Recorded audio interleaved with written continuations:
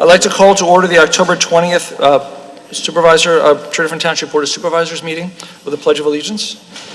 Pledge allegiance to the flag of the United States of America and to the republic for which it stands, one nation, under God, indivisible, with liberty and justice for all. Thank you. We'll start with announcements. The first Board of Supervisors meeting in November will be held on Wednesday, November 5th, because of the use of Keene Hall as a polling location for the election. The supervisor would like to thank everyone who helped make the Township's annual Community Day on October 4th a great success. And it was really nice, everybody. It was very nice. The supervisors would like to, and whoever was in charge of the weather crushed it on that day. The supervisors would like to thank the members of the Arts Commission and the Township staff who put together the first annual art show for their work on the opening reception on October 10th. There's an opening on the Planning Commission. If you're interested in being considered, please send a letter of interest and a brief resume to Tredyffrin@tredyffrin.org. I'd like to start with approval of the minutes. I have a motion to approve the October 6th minutes. So moved. Second. Any board comments or questions? Public comments or questions? All in favor say aye. Aye. Any opposed? Motion carries. Then we go to Township business. Supervisor liaison reports. Supervisor Humble. Thank you, Chairman Miller. The Tredyffrin Parks and Recreation Board met on Wednesday, October 8th at 7 p.m. here in the Township building. We heard the regular police report, but one of the incidents contained in there was that in the month of September, there were cars driving across the grass at Wilson Farm Park at around 7 a.m. and had a kitchen set up in one of the pavilions, so the police nicely asked them to leave since they didn't have a permit to do this, and they did leave. In Public Works report, the Wilson Farm Park tot lot renovation is going well. There's new soccer nets up. New sprinkler towers have been installed. The dugouts at the fields are finished. And the playgrounds at D'Ambrosia Park, Stratford Park, and Friendship Park are very old, so the Township is looking to replace those with new equipment using the same vendor as for Wilson Farm Park. That way we get a discount. It's all familiar to everybody if we need more servicing. At Tea Garden Park, there is a ramp being installed, built to keep people from slipping on muddy grass when they're at the upper level of Tea Garden Park coming to the lower level of the park.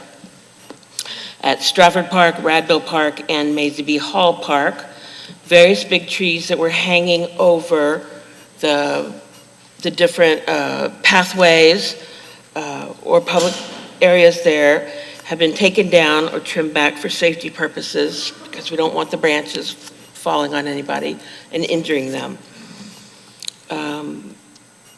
There are many, many benches at Wilson Farm Park. Some of the extras can be moved to Maisie B. Hall Park. And the bathrooms at Maisie B. Hall Park will be on the list for next year. As for Winter Rec coming, sign up is open, and the Township already has enough counselors signed up for the event, so big congratulations to Parks and Rec personnel for that.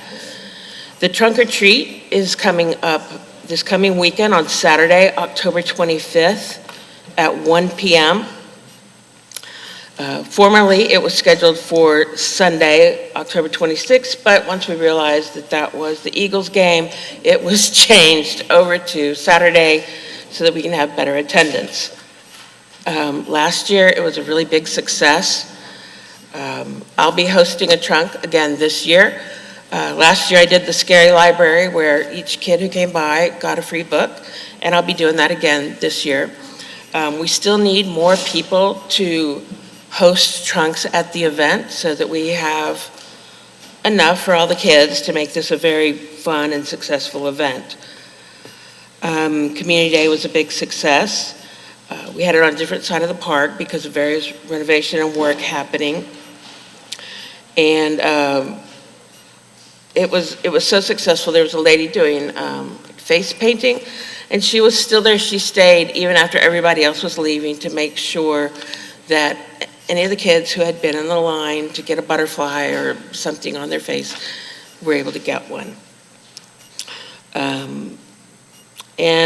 For Friendship Park, again, we're continuing to look at the plans and incorporating various changes to renovate this park.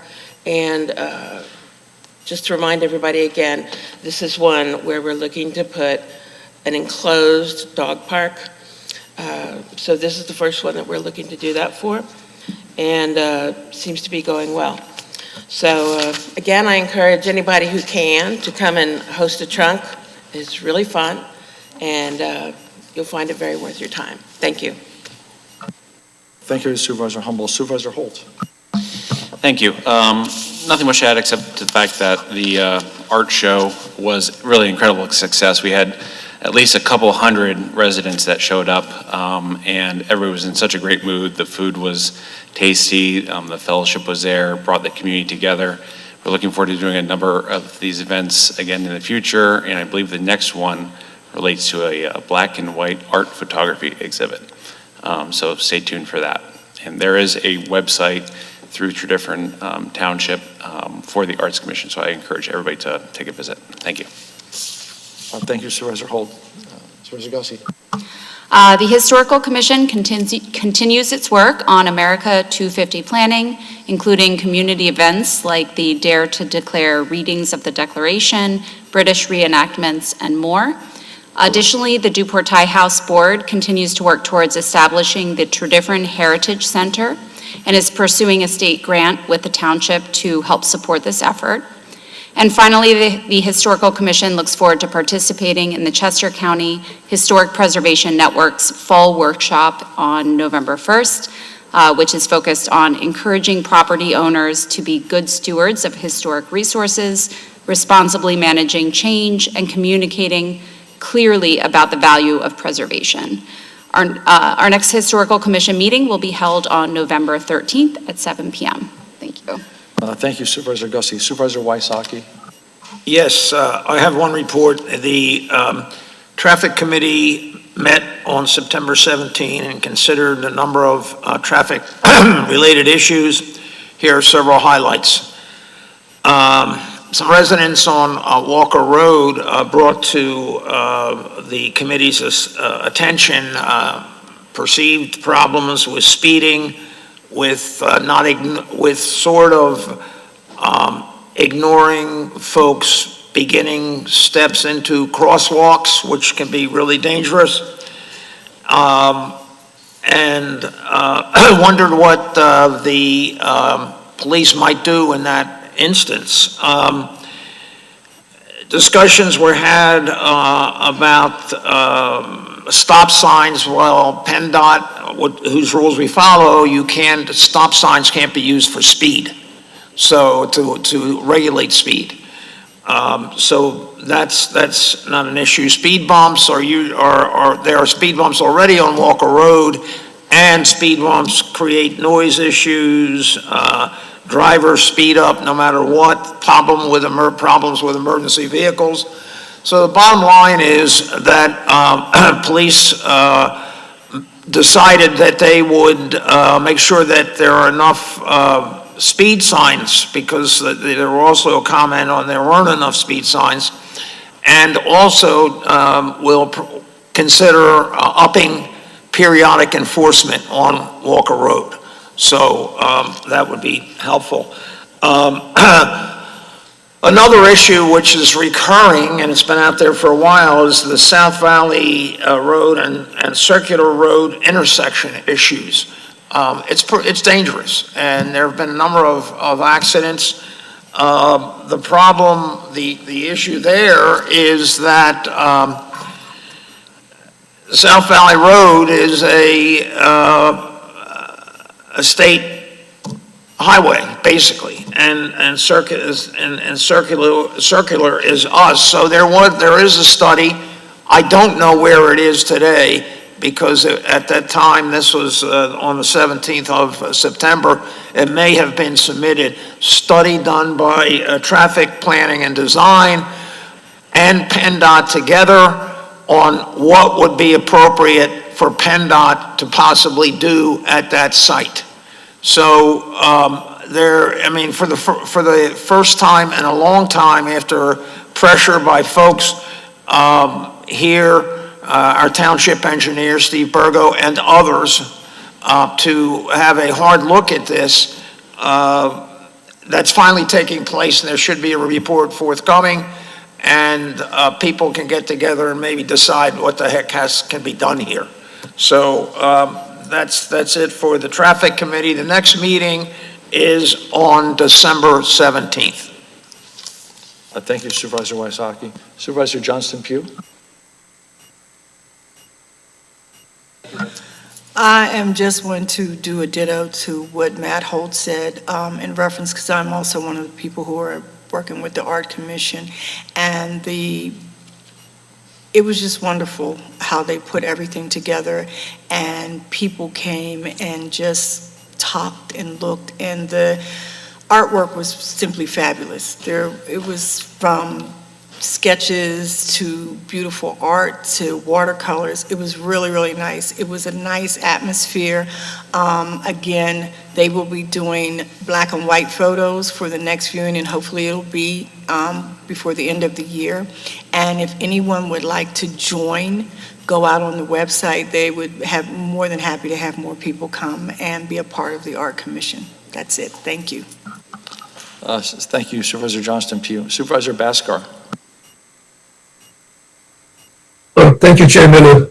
So I also want to echo the comments about the Art Commission and the reception that we had. That was really wonderful to go out there and see all the works of art. And I understand that the artists who were there ranged in age from 16 to 101, which is just completely awesome. Anyway, so I would like to thank Supervisor Wysocki for filling in for me at the Traffic Commission. And then moving on, the EAC and the board would like to recognize Mr. John Anthony of Fernfield Circle. So he applied for a rain garden under the EAC's program, but it was determined in discussions that a rain garden to handle the extensive runoff that enters from Fernfield Circle onto his property was beyond the scope of what the EAC program could provide. So he then undertook to have the needed extensive rain garden done at his own expense, and it was installed this past summer. So we would like to we'd like to express heartfelt thanks to Mr. Anthony for basically taking care of the neighbors downstream. Moving on, the EAC and the board would also like to thank a donor who would like to remain anonymous for a generous donation to purchase and install trees along Valley Forge Road at Valley Forge Middle School. So moving on to the meeting reports, the EAC met on Tuesday, September 21st. We'd like to express our appreciation for Mr. Tom Switch, who is stepping down from the Environmental Advisory Council. The major topic that day was planning for the EAC table at Community Day. And I understand that went very well. I was not able to attend because I was elsewhere. And in other topics, there's also discussion about planting and caring for 91 new trees at Wilson Farm Park, knotweed control, water quality sampling, and other topics. There was also discussion about the Woodland Conservation Ordinance and whether residents were respecting its requirements when they take down trees.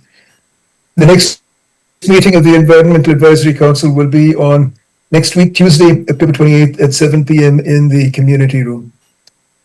Moving on to the Library Board of Trustees. The Library Board met on Thursday, September 25th, and here are some highlights.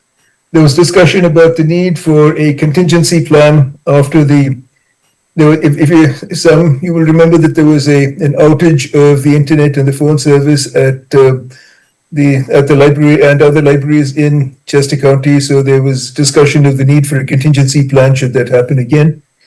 And then a major topic was basically planning and fundraising for the 2025 Charity Mini Golf Classic on November 7th and 8th in the Stratford and Paoli libraries. So, please check it out at tredyffrinpubliclibraries.org and join us for the fun. Also, there will be a Halloween trunk and treat on October 24th. So the library had submitted a plan to the Chester County Library System for spending 12% of the budget on materials. That plan was accepted and approved. And Kate Corrigan of the Friends of Tredyffrin Public Library reported that the Friends donated a total of $46,550 in 2025, and that from January 2017 to the present, they had averaged $38,000 a year in donations. So this is really wonderful, and we're deeply appreciative of the Friends for all of their energy and enthusiasm and support of the library. The next meeting of the library board will be this Thursday, October 23rd at 7 p.m. at the Stratford Library. Thank you, Chair Miller. Thank you, Supervisor Bhaskar.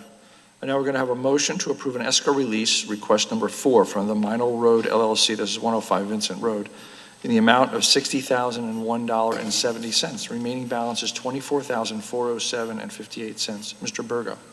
Chairman Miller and members of the board, the following release request covers a variety of items, including final grading and seeding, erosion and sediment control maintenance, the driveway on one of the properties as paving, as well as roadway restoration, joint sealing, concrete curb, and some of the contingency items. We have reviewed this as well as with our consultant, Princeton Hydro, who did the inspections, and we are recommending release of the amount requested this evening. One thing we would just post is the applicant is in the process of reimbursing their outstanding invoices to the township for some of those invoices.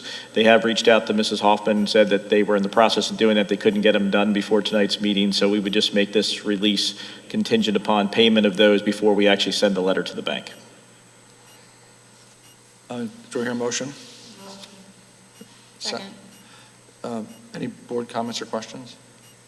I have a question, actually. So you're confident that $24,407 is enough for the remaining work?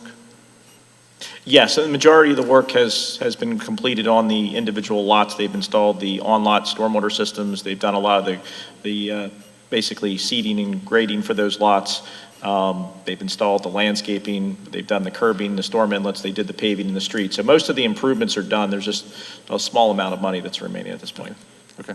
All right, thanks. And any other board comments? Any public comments or questions? Sure.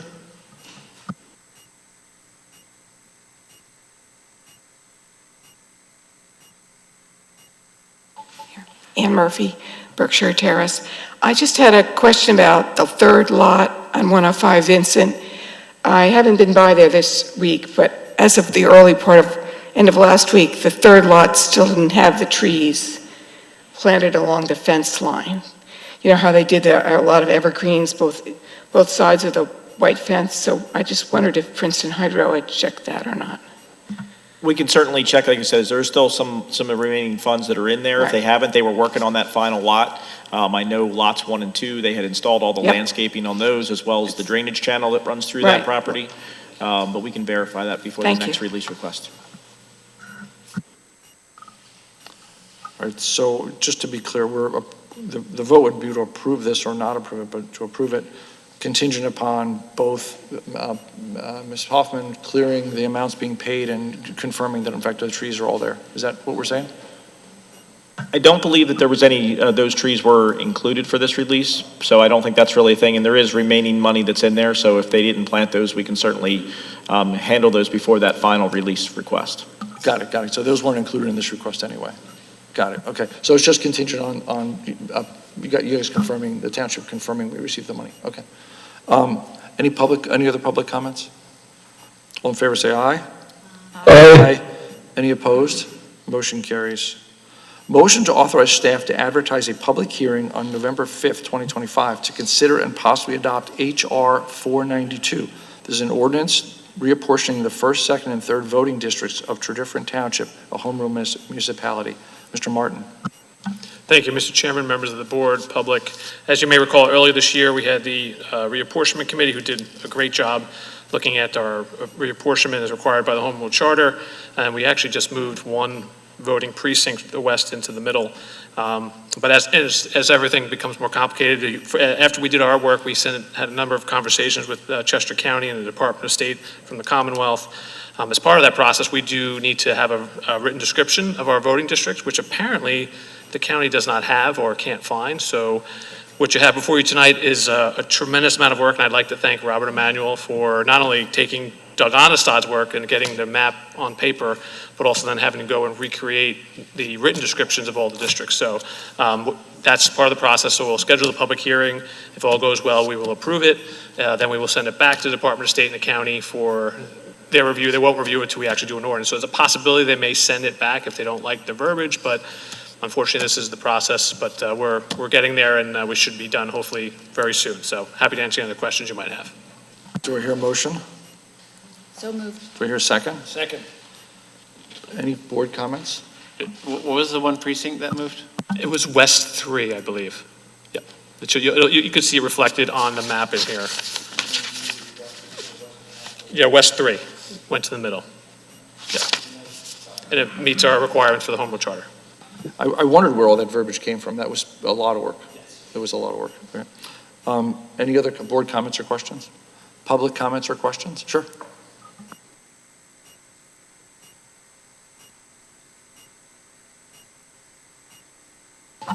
Hi, Hans Van Mol of Paoli, and since it was just mentioned, also the committee person for the Democratic Party of West 3.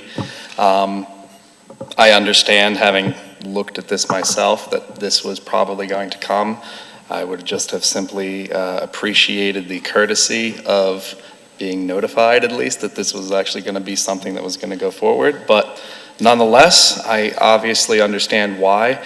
I would just hope that perhaps in your proposal, as this continues to move forward, I know this is not something that is uniquely Tredyffrin's jurisdiction, because obviously, as has been mentioned, it has to go with the county and, of course, the Department of State. But I would ask if there is at any all possibility, as this is progressing, to consider perhaps dropping in the precinct names the references of West, Middle, and East, as we obviously continue to shift around because of how population goes around.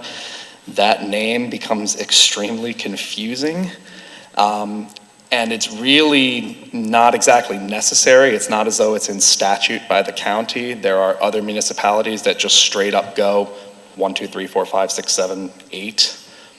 That may be something we want to look at this point, simply because as our population continues to shift, we may need to again adjust which precincts go in which one of those, and it may just avoid confusion for the future. So I just ask that perhaps that be considered as this moves forward, because as the municipality that is doing this, obviously the county and the state are more likely to listen than perhaps just anybody coming up forward. But those are just my recommendations.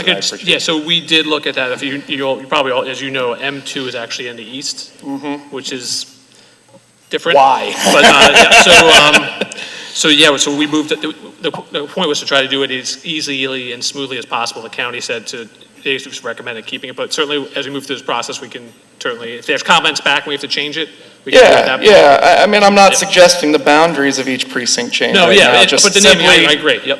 The naming thing made sense at one time, doesn't anymore. Thank you. Turn off the microphone. Thanks for the input. Yeah, we can look at, I mean, if it's not hard to do, we should think about it. Well, so they've reviewed, if we advertise it tonight, we'd have to wait. Done, okay, that's fine. So I'm good. I would I get it. get their comments back, make sure that they're okay with, we can always do that. And we're going to have to reapportion in less than 5 years either way, so we'll be right back at this in a couple of years. But in the process, I'm sure they're going to have comments back to us, and we can do it at that point.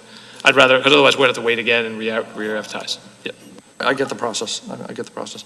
Any other public comments? All in favor, say aye. Aye. Aye. Any opposed? Motion carries. Now you have the 2026 preliminary budget presentation, Mr. DeRocco. Thank you, Mr. Chairman, members of the board. I'll give it a second to come up on the screen, but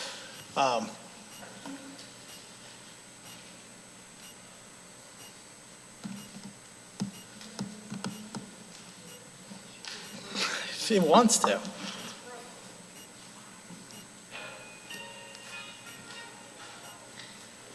There we go. There we go. All right, great.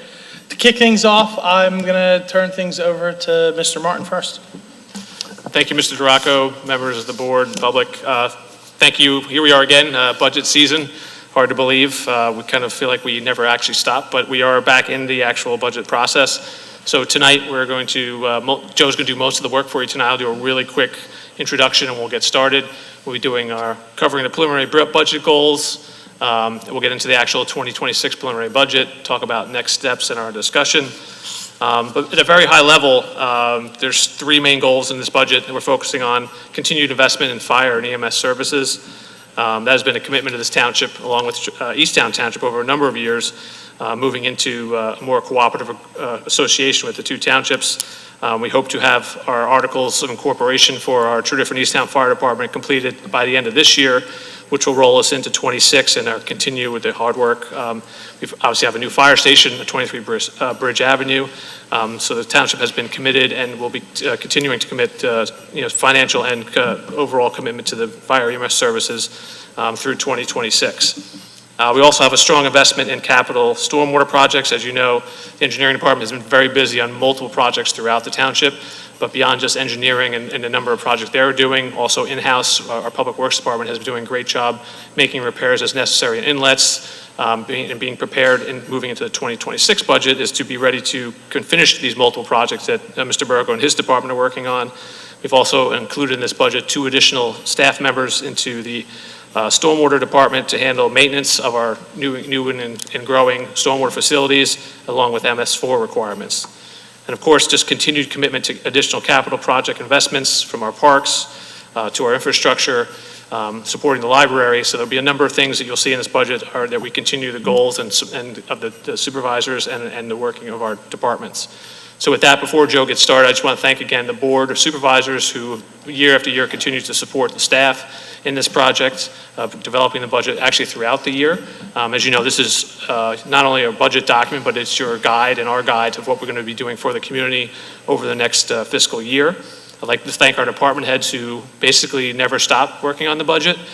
Even though we start earlier and earlier, we kind of get a few weeks off after the holidays and we're kind of right back in it planning for the next year. So without their support and work, a lot of these things would not get completed.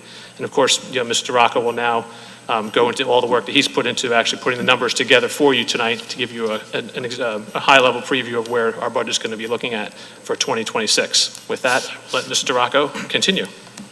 Thank you. We're going to start with the general fund. For the general fund, we're proposing a 1.5% tax increase. This averages, the tax increase itself is $10.78, to the average household. The tax bill, on average next year is estimated to be $657.31. What the key driver here for real estate taxes is that overall our real estate tax assessment's down 0.8% over the prior year. Over the last several months, the township's been dealing with, along with the school district and the county, a number of assessment challenges to mostly commercial properties. And so, we're seeing that the estimated numbers right now, the commercial assessment for the township's down about $45 million. Offsetting that slightly is that actual residential assessments are up a little over $15 million right now.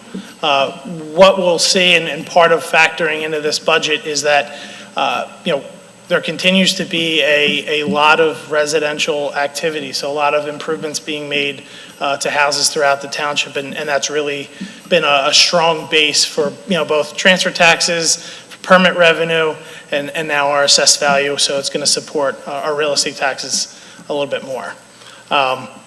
Hopefully the real estate tax assessment those appeals will slow down a little bit, but That's also leading into transfer taxes, and, we're projecting about a little over, I think we're maybe projecting about $5 million for this year in revenue. Again, significantly over what we've budgeted. And so what I've seen, at least year to date, is that there have been a decent amount of commercial properties that have transferred. The biggest one that I can think of off the top of my head was Ember, which is now called The Point, sold for $96 million earlier this year. And so with with these new assessed values on these buildings, they look a little bit more profitable. Interest rates have come down a little bit more. So again, you're still seeing commercial properties, we're still seeing some improvements made to commercial properties. And so we would expect moving into next year that we'll see a couple more of these commercial properties sale. And then again, permits. So all that is really being, it's driving permit activity. So as I mentioned, residential activity is really booming. We speak to the third-party inspectors, at least once, twice a week, and they're constantly behind in terms of trying to, maintain their schedule, and just because of the number of permits that we're issuing this year. So, again, the expectations for building permits next year is that, again, we're gonna be in that 2.1, 2.2, probably a little bit north of that this year. And so, that's another area where we're gonna increase the budget for revenues next year. On the expense side, one of the factors, and I know we've talked about it a little bit over the years, but our retirement medical costs are pretty significant in our overall budget. The general fund budget's about $25 million. 1.6 million of that is to retirement medical. We're at a point where we have the same number of if not more, retiree police officers on, receiving benefits that we do active officers. And so that led myself and Mr. Martin to really start talking about how are we gonna, how do we address this long term? Because this is such a significant number in our budget. And so in 2012, the board established a OPEB trust. And it started, at the time, we were probably the only township to establish such a trust. And the purpose of this trust is to fund retirement medical. Throughout the years, the township, through negotiations with the police union, has changed retirement medical and benefits. So we're at the point where right now, that benefit no longer exists for new officers. So looking at our strategy, again, looking at the trust document, the trust said that, that we had essentially grow the principal for at least 10 years and have the liability funded 50% before we could begin to even think about using it. Well, as of 2024, at the end of last year, our total liability was at $38 million. The trust right now has a balance of just under $20 million. So we are at the point where if we wanted to, we could start using the money in the trust. Another caveat that the trust has is that even if the funding falls below 50%, the board can continue to use the money. However, in trying to recognize that we still have some time to go and some funding to accomplish to get us to where we can really start using this money, Bill and I thought, okay, we're right now in our budget, we've been funding OPEB $875,000 a year. So again, when you combine it with the retirement medical, the premiums of 1.6, we're 10% of our budget just in this one expense area. So what we've proposed in this budget is that we actually reduce our funding into the OPEB trust. Rather than actually pull money out of the trust, we're requesting to reduce the funding by $200,000, which then offsets some additional expenses, still funded at $675,000, and then every other year consider decreasing that contribution by $50,000. And what this will allow us to do is just kind of a nice long path to reducing that contribution and continue to grow the principal balance in the trust. And if we look at the timeline, it's about a 15, 20-year period to, get that down to zero. We feel at that point, we'll have enough money in the trust that it will completely and fully fund retirement medical for the rest of the period. So health insurance premiums, we just got it last week, 6.4% net increase. Luckily, as being a part of Divot, every year they set aside part of our premiums for, it's called a rate stabilization fund. We've always used some of the funds. We're going to continue to use a little bit more of the funds this year to help set some of those increases. But the driver for the increase is actually, and I'm sure this is a theme industry-wide, no matter where you work, is that prescription costs are actually the driver. So that was a 25% increase of prescription costs. So whereas, again, it's a large percentage, it's still a smaller portion of the overall health premium, but it's something we continue to watch and try to work with Divot on to control those costs. On the positive side, we have good trends with our property, casualty, and liability and our workers' comp insurances. We actually received an award this year from workers' comp. Our number of claims have come down significantly, and we're trending in a really good direction. So that's recognized with Divot through those two things as well. Moving into the Fire and EMS Fund, we're proposing 11.4% tax increase, or just a little under $20. The average resident will see a tax bill of just under $200 for 2026.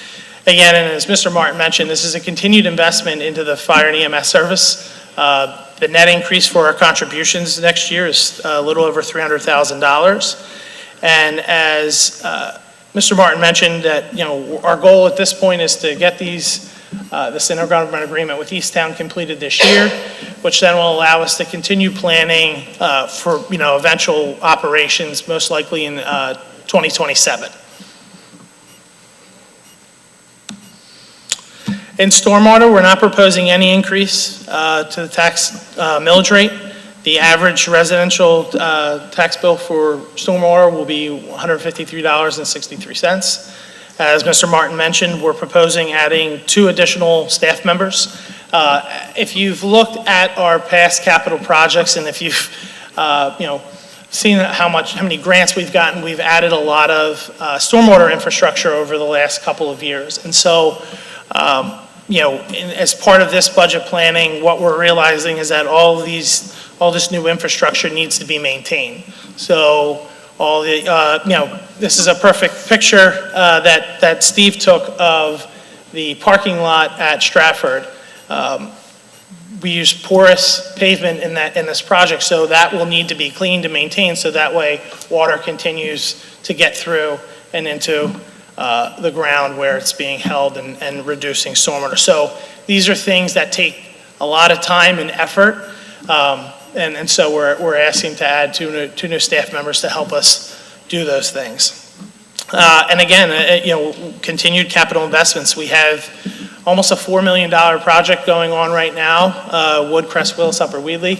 It's probably the biggest stormwater project I've seen ever, and probably will be one of the largest ones for a long time. But we'll continue to work on that, as well as other projects throughout the township. And again, this is a testament to the staff's success in working with our consultants to get grants. The residents, putting in their part and helping us get grants, and so it's accomplishing a lot of projects and a lot of work. For the sewer fund, no change in your $250 a year sewer bill. Really no changes, major changes in the operations either. We'll continue to operate our 7 pump stations, 125 miles of sanitary sewer lines. For capital, again, we're looking at continue to replace those 8, relining our aging lines. So we have it's called a cured in place program. So similar, I would call it like the road program for sewers. Darren will go out, select so many linear feet of pipe, and then we go and reline it, and it saves us from having to rip people's streets up and do it that way. Sometimes we have to, but mostly we've been, successful in not having to do that. So that will continue. Again, looking at our pump stations, which, we've now finished 3 pump stations, and they replaced, the rest of them are all the original pump stations from the 70s. So much needed investment in there, and the force mains as well. Looking into capital, as I mentioned, we're pretty busy. $7 million in stormwater, again, 3.4 on that Woodcrest project. We have 2 projects on Gregory Lane and at the Arboretum. Steve is putting in, the preliminary work for a pretty massive stormwater project on West Circular Avenue in that area, a lot of localized flooding. That's something where we're targeting a lot of grant funding for. Of the $7 million in stormwater, we have, I think, a little over $3 million also for FEMA's home acquisition program as well. And Parks and Rec, again, we continue to reinvest in our parks. We'll be finishing up the renovations at Wilson. Most of them will be done this year. There'll be a few things that we just have to wait until the spring to finish, but that'll be done. We have money budgeted for the master plan improvements at Friendship Park. With 355 Chase Road, again, that property needs some renovations as well, so we have that included in our capital plan for next year.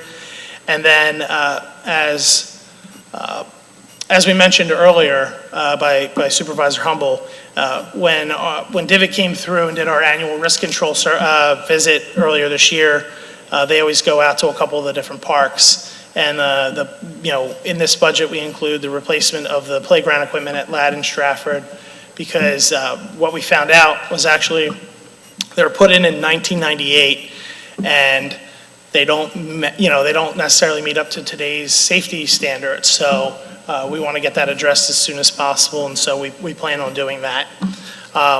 We'll be completing the design and engineering of Lancaster Avenue Pump Station and Force Main next year for the sanitary sewer.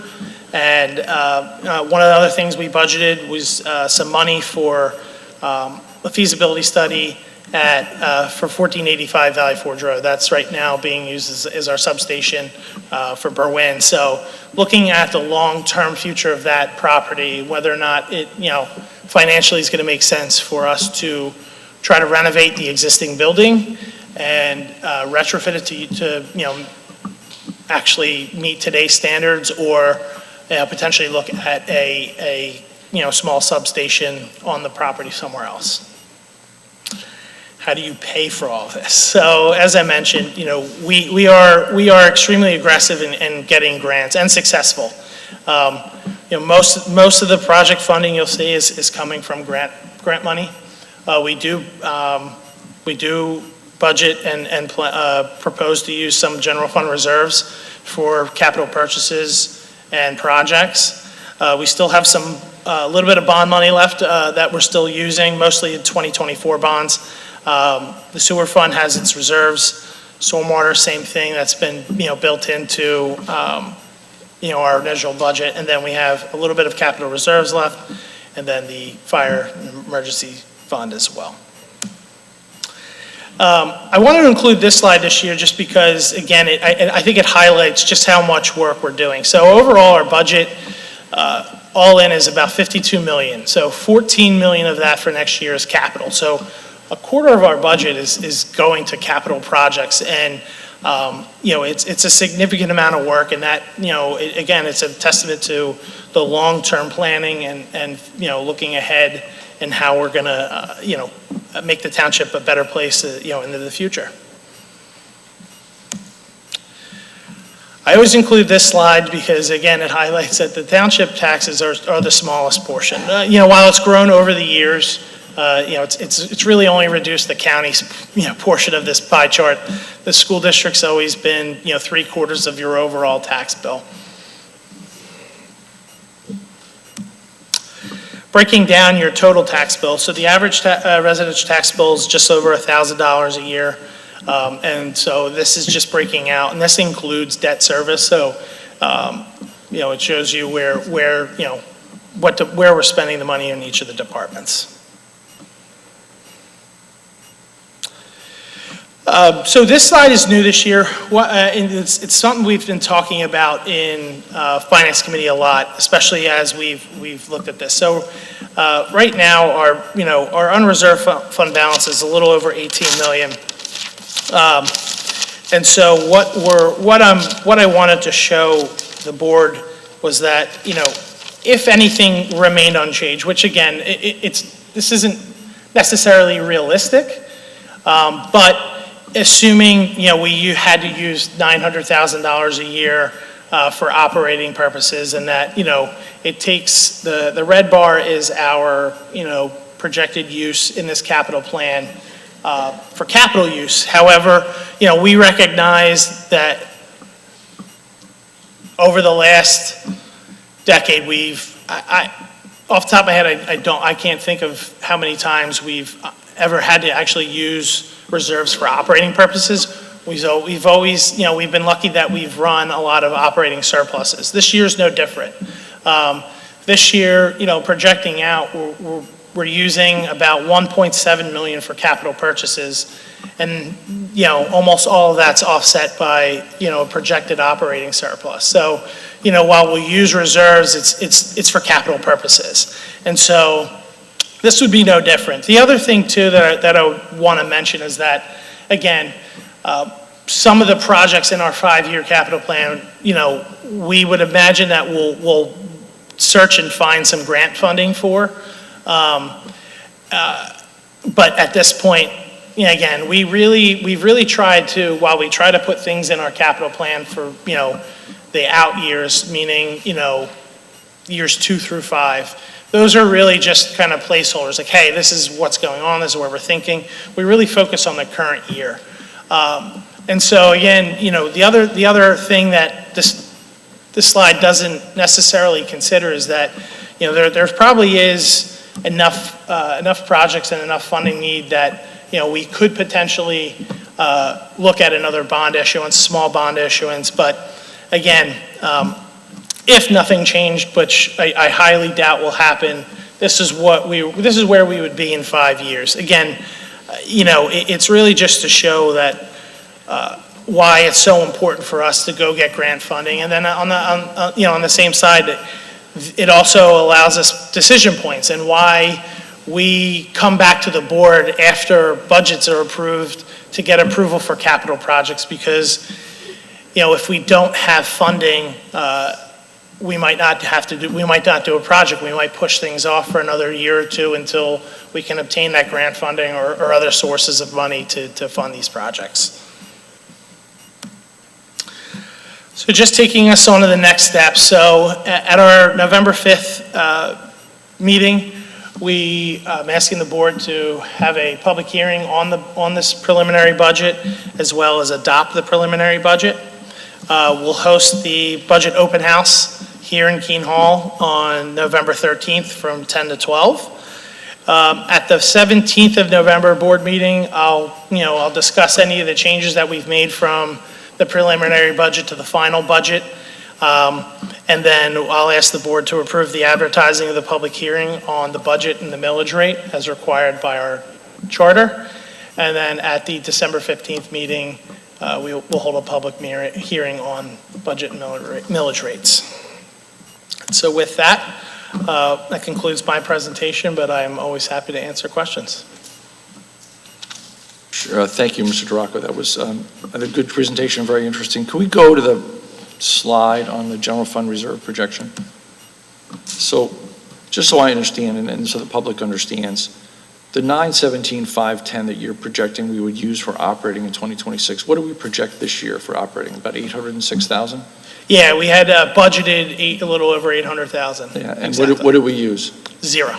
So we ran a 1.4 million surplus this year. So Correct. there's a $2.2 million difference between what we budgeted and what actually happened this year.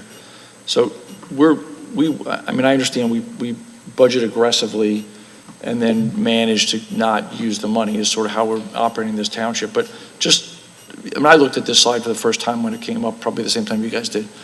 And we would never do this. Like, we're not going to deplete Right. the general fund reserves in 5 years and bring it down to $4.8 million. I mean, that's just not going to happen. Period, full stop, just so people know that.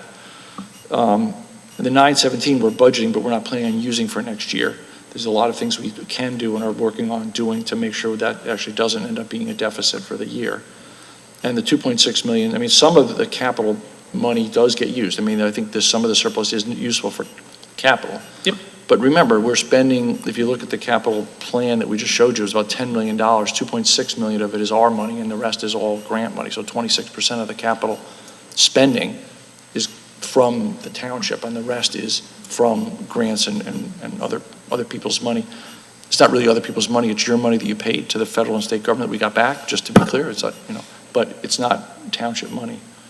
So I guess I would just want to work on this to show up a plan that isn't scary and reflects an actual guidepost that we would want to manage to, as opposed to this. I think this is super interesting, by the way. We did ask for this, by the way. So it's not like we wanted to see if we just ran this out, what it would be. So we asked for this and now we see it like, oh, I knew it was going to be good. I didn't think it was going to be quite this bad. So it's super helpful. But just also so people know that there'll be another iteration of this document. And this is what we asked for. So that was helpful. So anyway, I'm sorry, are there other board member questions that you want to talk about? No, I think those comments are well received. I do think it is helpful, though, to always have these discussions about our capital needs and the reserve, because there are things we are going to have to necessarily pay for, including 355 Chase Road, which I don't know if it goes into this. Libraries, we're going to have to be thinking about what we're going to be doing. Emergencies that are natural and occur all the time. So, while I agree, I don't think it's as severe as this. It is very important to have a slide like this because we do have concerns about how we are going to pay for those other items that are not necessarily in the budget, but we do know exist. So thank you. Other comments from the board up here before we open it up? Because I think there's going to be comments from here too. Public comments?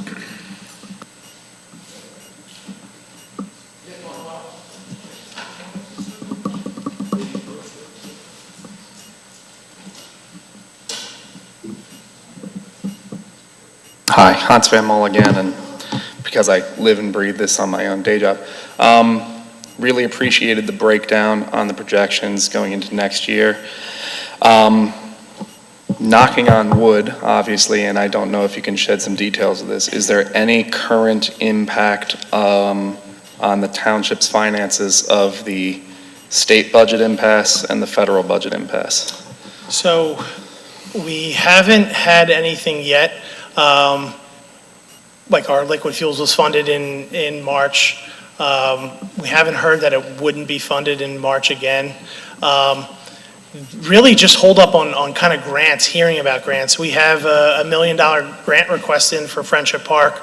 And we've been told that, we're not going to hear until the state budget's passed. So we have that. Most of our state funding is again, it's the foreign fire, so it's the relief money for the fire companies. It is the pension aid. Those are the things that, luckily this year, no issues with so far. When do we get super pave? When does the super pave money? So the state funds us in March. So we know our allocation for next year, and then we'll receive that money in March.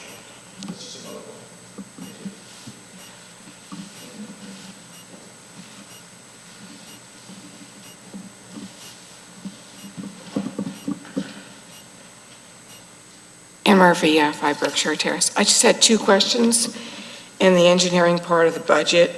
One was the 2 staff people.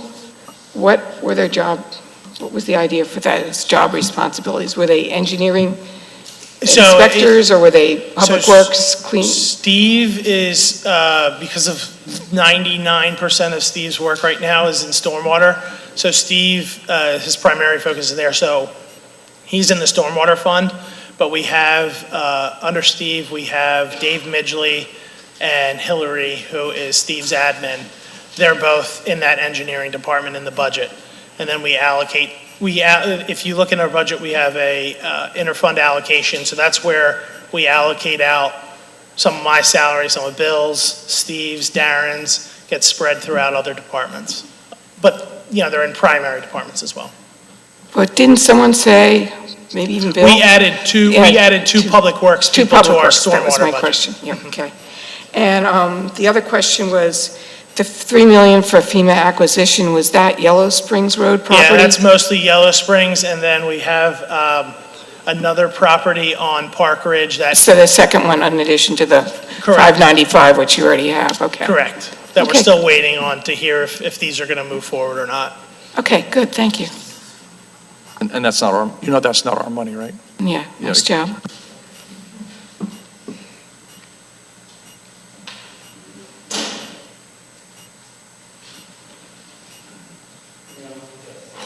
Nope. Are we on? Yes. Ray Clark. Just a few things, particularly following up on what Anne was saying about stormwater. But first of all, on the Arts Commission, just to reinforce how great a thing that was out there.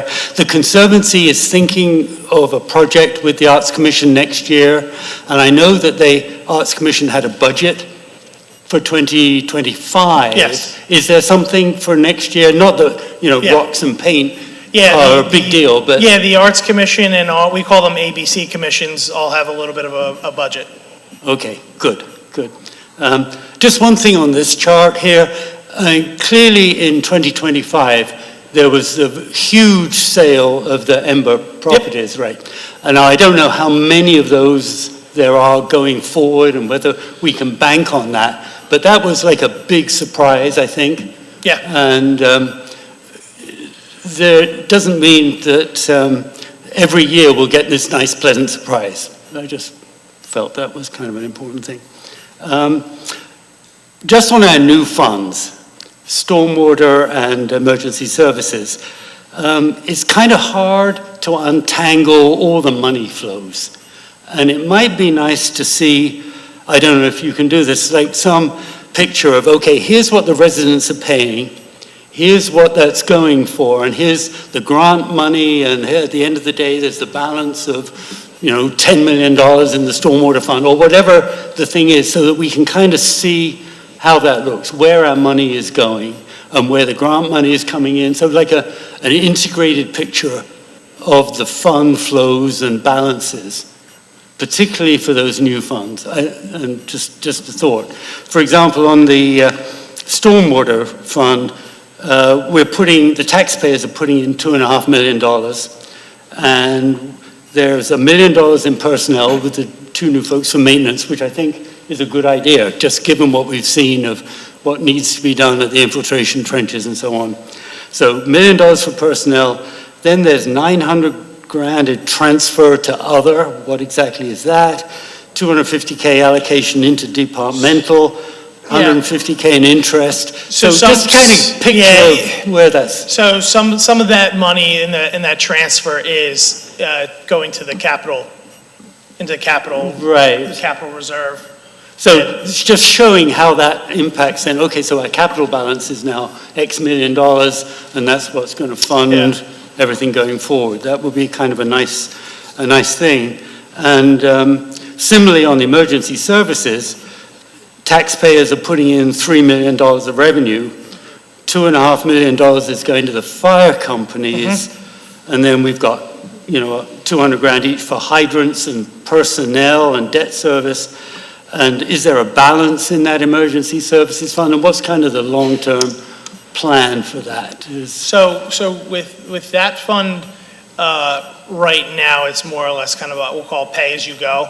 So we're budgeting, we're increasing the taxes as our contributions increase and change, and some of the other ancillary, expenses like hydrants and, the little bit of debt service, obviously, personnel, that type of thing.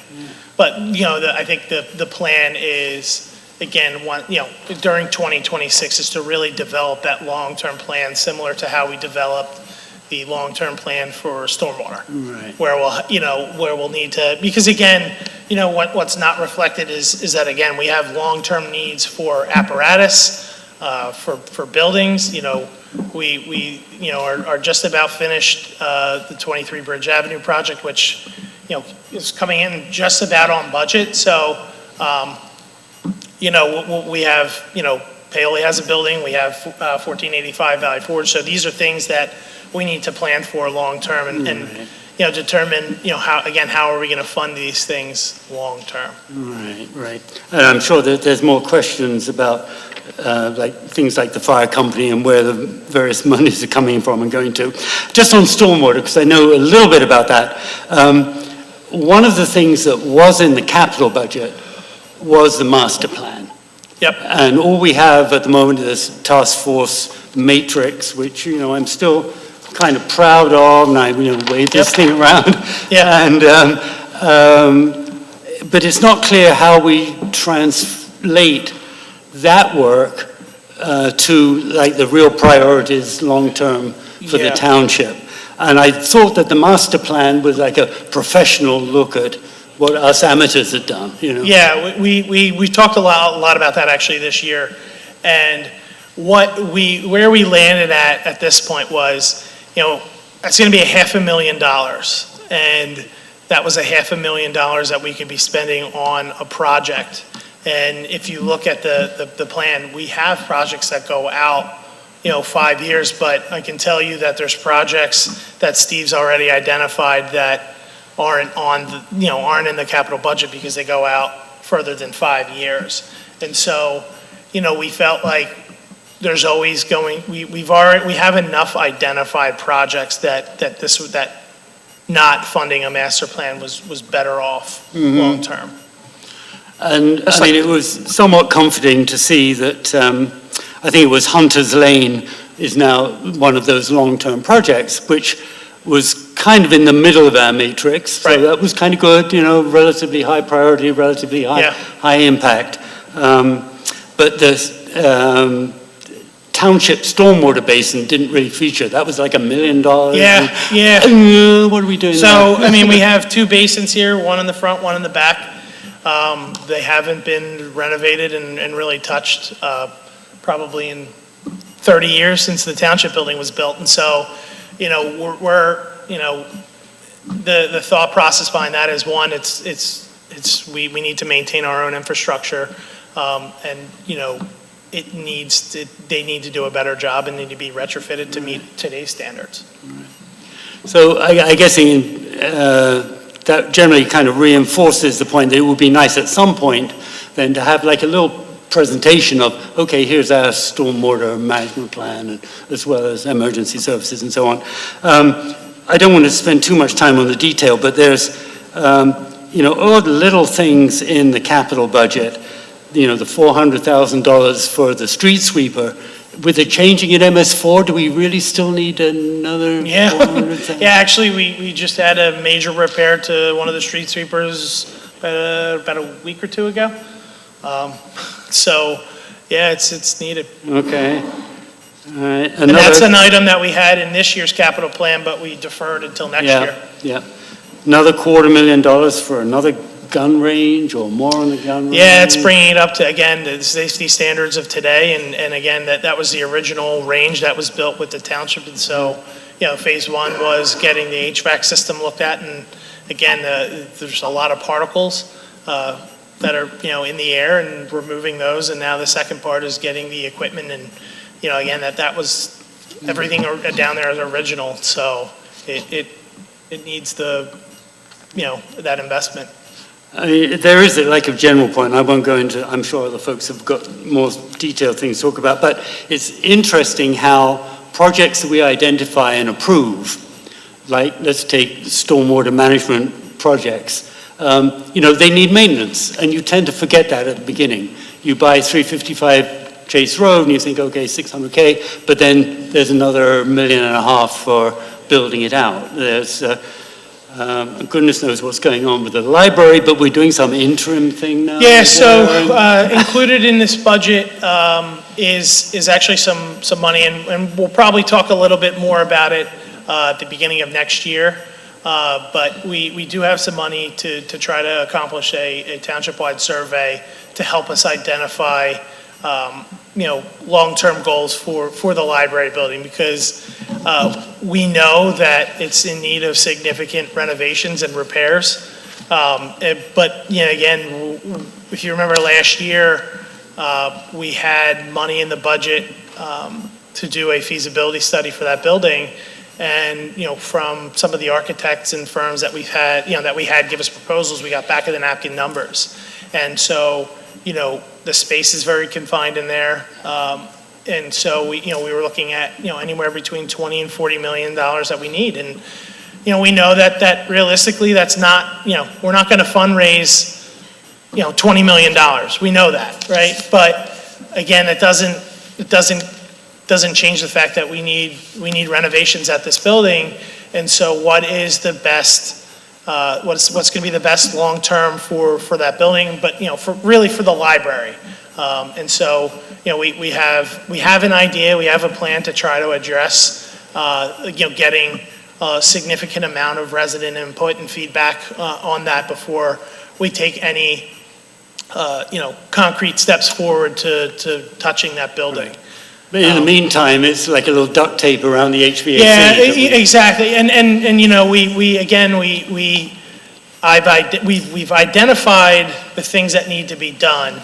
Again, we just didn't have necessarily the time to really go out and figure out how much that's going to cost at this point. And so we, are holding off doing anything at Tredyffrin other than, those front handicap doors need to be replaced. So we'll do that next year. Paoli Library needs a little, they need a few things as well. Again, small investments, $25,000, I think, at each library, give or take. And so, stay tuned for early next year when we kind of talk more about the library and that. I mean, Ray, the library is an important amenity for everybody. The township's an important amenity for the township. Last year, we had, as Joe mentioned, we had this idea that we would figure out how much it would take to really redo that building and make it a real treasure for the township. And the number was big, really big. So now what we want to do is we want to get a lot of resident input, not just no offense, but not just the people that come up to the microphone at these meetings. Sure. Yes, because it's obviously just pretty not representative sample. To get a lot of input from the residents to find out what they really think they'd like to see in the library and how much money we're willing to spend on it. And then go forward from there. So that's sort of what our thought is here. Because we want to do something, it was a big number. Does that make sense? Okay, thanks. Yeah. And just to, and this isn't just for everybody, if you think about, one question was asked about the, doing the $500,000 stormwater plan. I mean, we're trying to spend money in a way that's most effective for the township, and the stormwater task force did a really good job of prioritizing what our projects look like, along with what Steve has done. I mean, Steve is a very experienced, super high-quality engineer that we have. So we want to just put that money into the projects as opposed to pay some consultant to tell us a lot of what we already know. So that's how we're thinking about this, if that helps people understand the thought process here.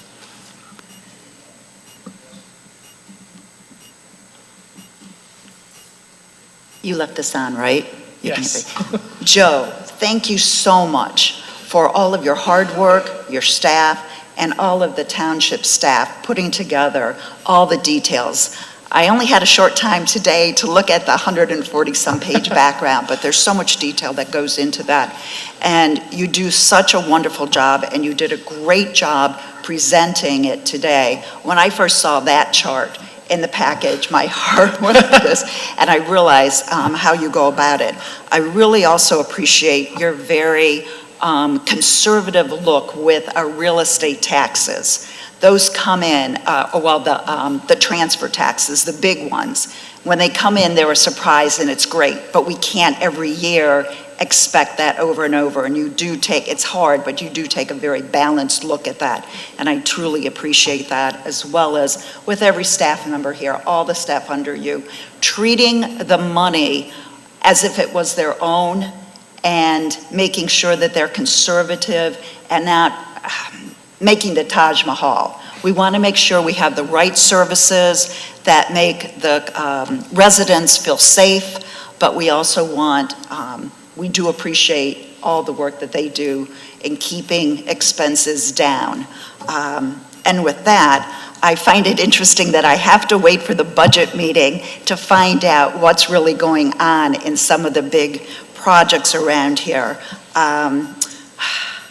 such as what's happening with the Tredyffrin Easttown Berwyn Authority, Fire Emergency Authority. I had asked for updates at the past Board of Supervisors meeting, and then afterwards I find out, Joe O'Leary, who was heading that up, had left.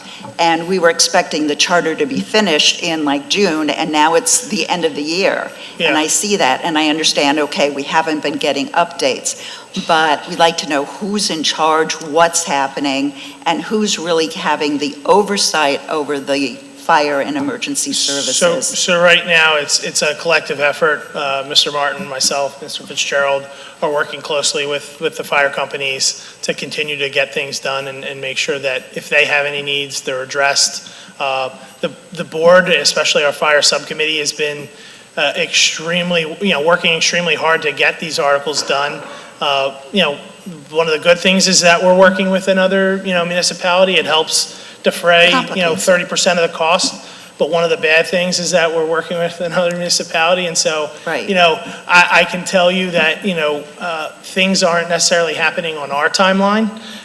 We have to sometimes, deal with East Town's timeline. And so, another draft has been sent over to East Town, and hopefully it now, includes everything that both sides have talked about a lot and agreed to essentially. And so, we're very hopeful that we'll get their blessing, that the agreement's done, and that we'll have that in front of the board within the next month or so. That would be great. And just periodic updates. I know there's a lot that goes on behind the scenes, and you feel like you're talking about it all the time. But to Joe Public, we don't really understand or hear what's going on. I do, to pick in some numbers. Carol, can I just respond to one thing you said a second ago? Yes. You asked you asked who's in charge or who's managing the fire companies. I mean, both Paley Fire Company and Berwyn Fire Company have very strong leadership structures. So they're running their fire companies. So don't worry about the fire companies themselves. I mean, they're like fighting fires and doing their jobs very effectively. Oh, absolutely. Okay, all right. I totally respect our fire departments. I think they're doing a fabulous job, and I want to make sure that they have the resources, that they remain safe while they're keeping us safe as well. So I have total respect for what they're doing, but there's some things that come up that are a bit of a surprise, like the $300,000, $316 or so thousand extra in contribution, which is predominantly going, 300,000 of it is going to Berwyn. And seeing that in the budget raised the question, well, they get that, and Paoli's only getting about 16,000, and Radnor is getting 1,000. What exactly is that for? I'm getting into some nits there. But I look at those big numbers. And during this year, Berwyn added, I believe, was 4 additional full-timers. And so that's the majority of their contribution. And then for 2026, while we try to plan everything out long-term, we're just giving a cost of living increase of 3% on top of their 2025 contributions. Okay.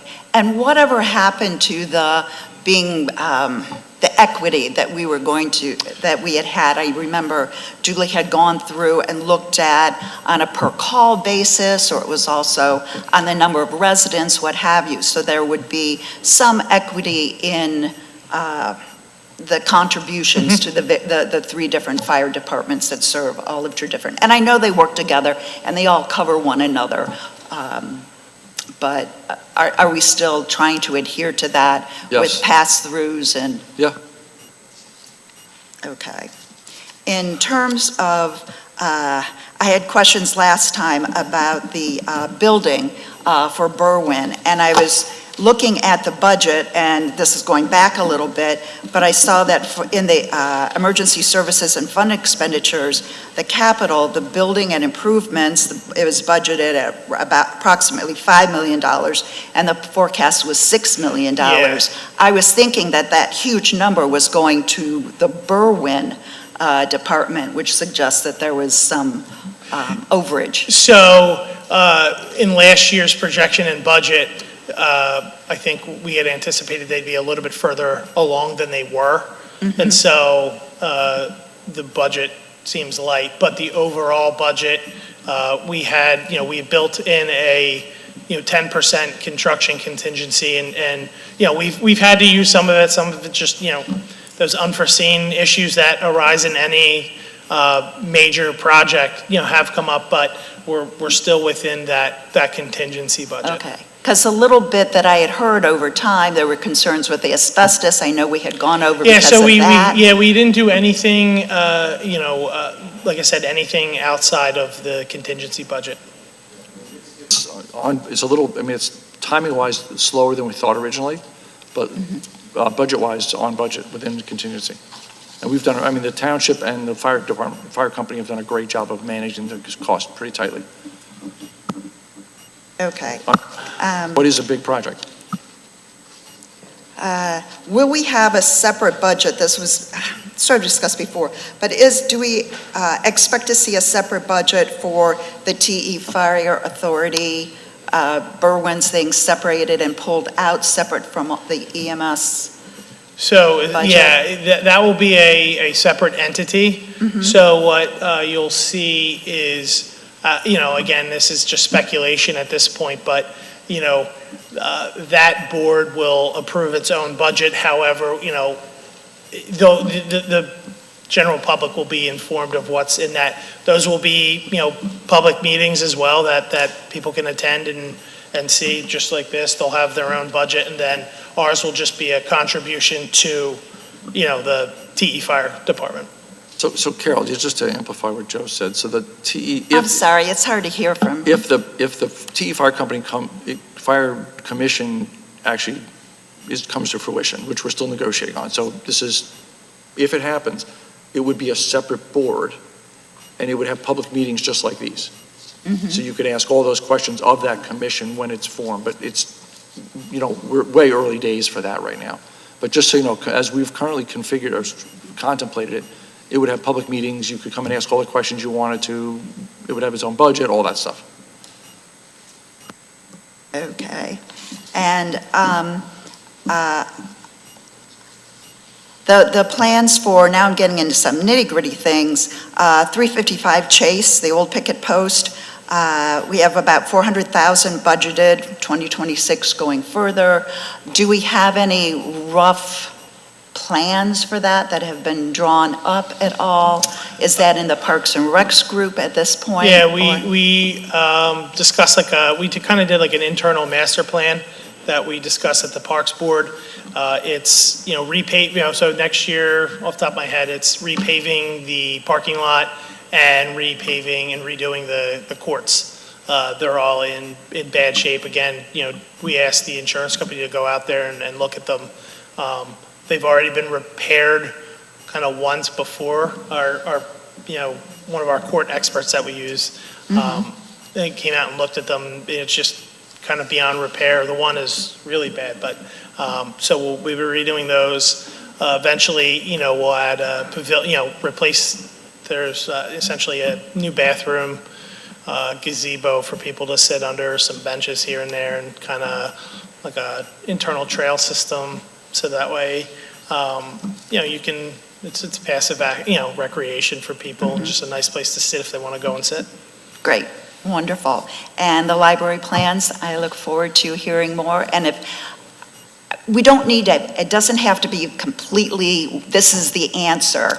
It would be lovely to have, as we go along the way, here's what we're learning, here are the first steps, here's where we are in terms of, we're turning down these ideas, we're looking at these other ideas, et cetera. And so it's not just, at the end of the day, here it is, and it's presented. Yeah, Bill and I we've actually talked a lot about this in the last couple of weeks, and that's part of the reason why, we budgeted some money for a, professional firm to come in and help us with this, survey, because, we see it as almost like a decision tree. If you answer yes to this question, it takes you one way. If you say no, so that way, again, we want to give, the board, the most complete picture that we can in a, truly scientific manner, and, not just, well, this is what we're hearing, this is what we think. We really want it to be reflective of the residents and their desires. Great. And then the last thing will be the plan for Valley Forge for that project. You've got some money in the budget for doing a study, but if we could learn more about what the objectives are and deliverables. So I can share you preliminarily, we know, again, the insurance company paid for it, but we did a preliminary test because we tried, we were thinking about, one of the things we think about this year was, we had in the budget to replace the carpet, but the floor has asbestos in it. There's lead paint in that building. And so, it's not one of those things where you can go in and just touch this and not touch everything. So, again, we thought, better to just defer that.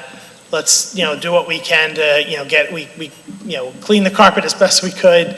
But, it needs bathrooms. It needs, a new roof, a new HVAC system. We're looking at, the heaters are probably older than I am. And so we're looking at having to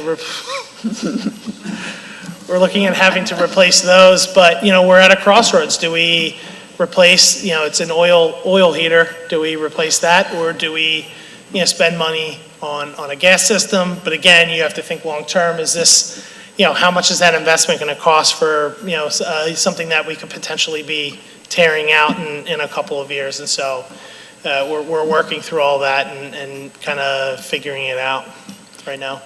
Joe, your explanations of this are fabulous. I know you know every detail on every single line of the budget, and it's nitty-gritty, and I admire that. But thank you very much for your detailed explanations. Thank you.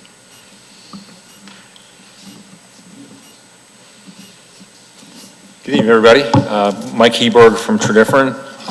I'd like to, except for her effusive praise of Mr. Duraco, I would like to reiterate some of the comments that Carol made.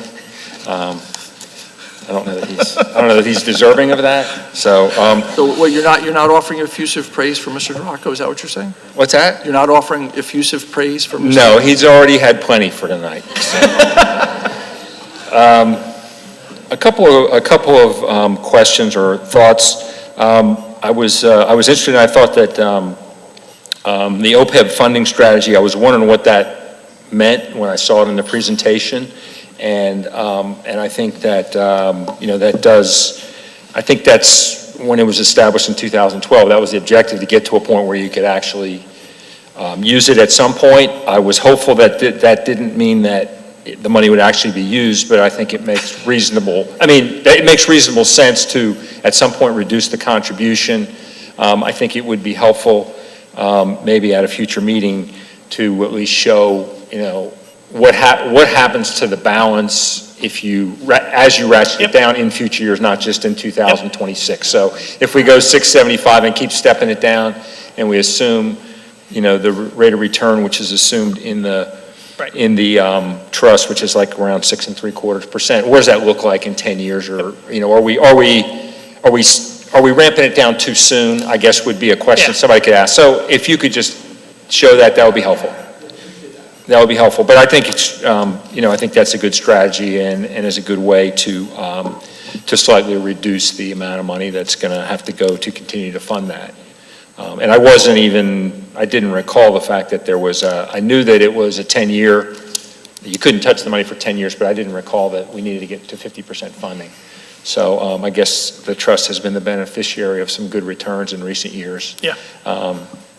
And I think we should be mindful of the fact that that may not continue for the next 10 or 20 years too. So I would even suggest that you might slightly, at least for the purpose of projecting this, maybe lower the expected rate of return a little bit or stress test it and see, okay, if we only got a 6% return, how would it look if we ratchet this thing back starting next year? My second question is about 355 Chase Road. And I'm wondering, Carol asked some good questions about that. So the money that's been spent so far in 2025, which I understand was $600 plus $1,000 as sort of a first payment, a down payment or whatever, that was 2025 expense? Mm-hmm. Okay. And then I suppose we've had some legal, and I know we hired an expert and some stuff like that, right? So that's going to all fall in the operating bucket. Yeah. And so for next year, it's $400,000 for what you described was basically paving and repair of the courts or getting them up to speed. Does that include fencing, or is that a future expense? The plan. The $400,000. It'll be fencing around the courts. Right. The plan is to have the property itself pretty accessible. But I think some of the other properties already have some fence. We might add a little bit more here and there for privacy for some of the residents that back up to the, now park. Is there any expectation that you have to do anything sound walls or anything like that? Is that included in this cost? But my understanding is included in that is for the pickleball courts, the sound baffling for that court. Okay. And then there's some pretty mature trees and shrubs throughout that, which will also help, but that's why we do want to add that sound baffling to the pickleball courts as well. Okay.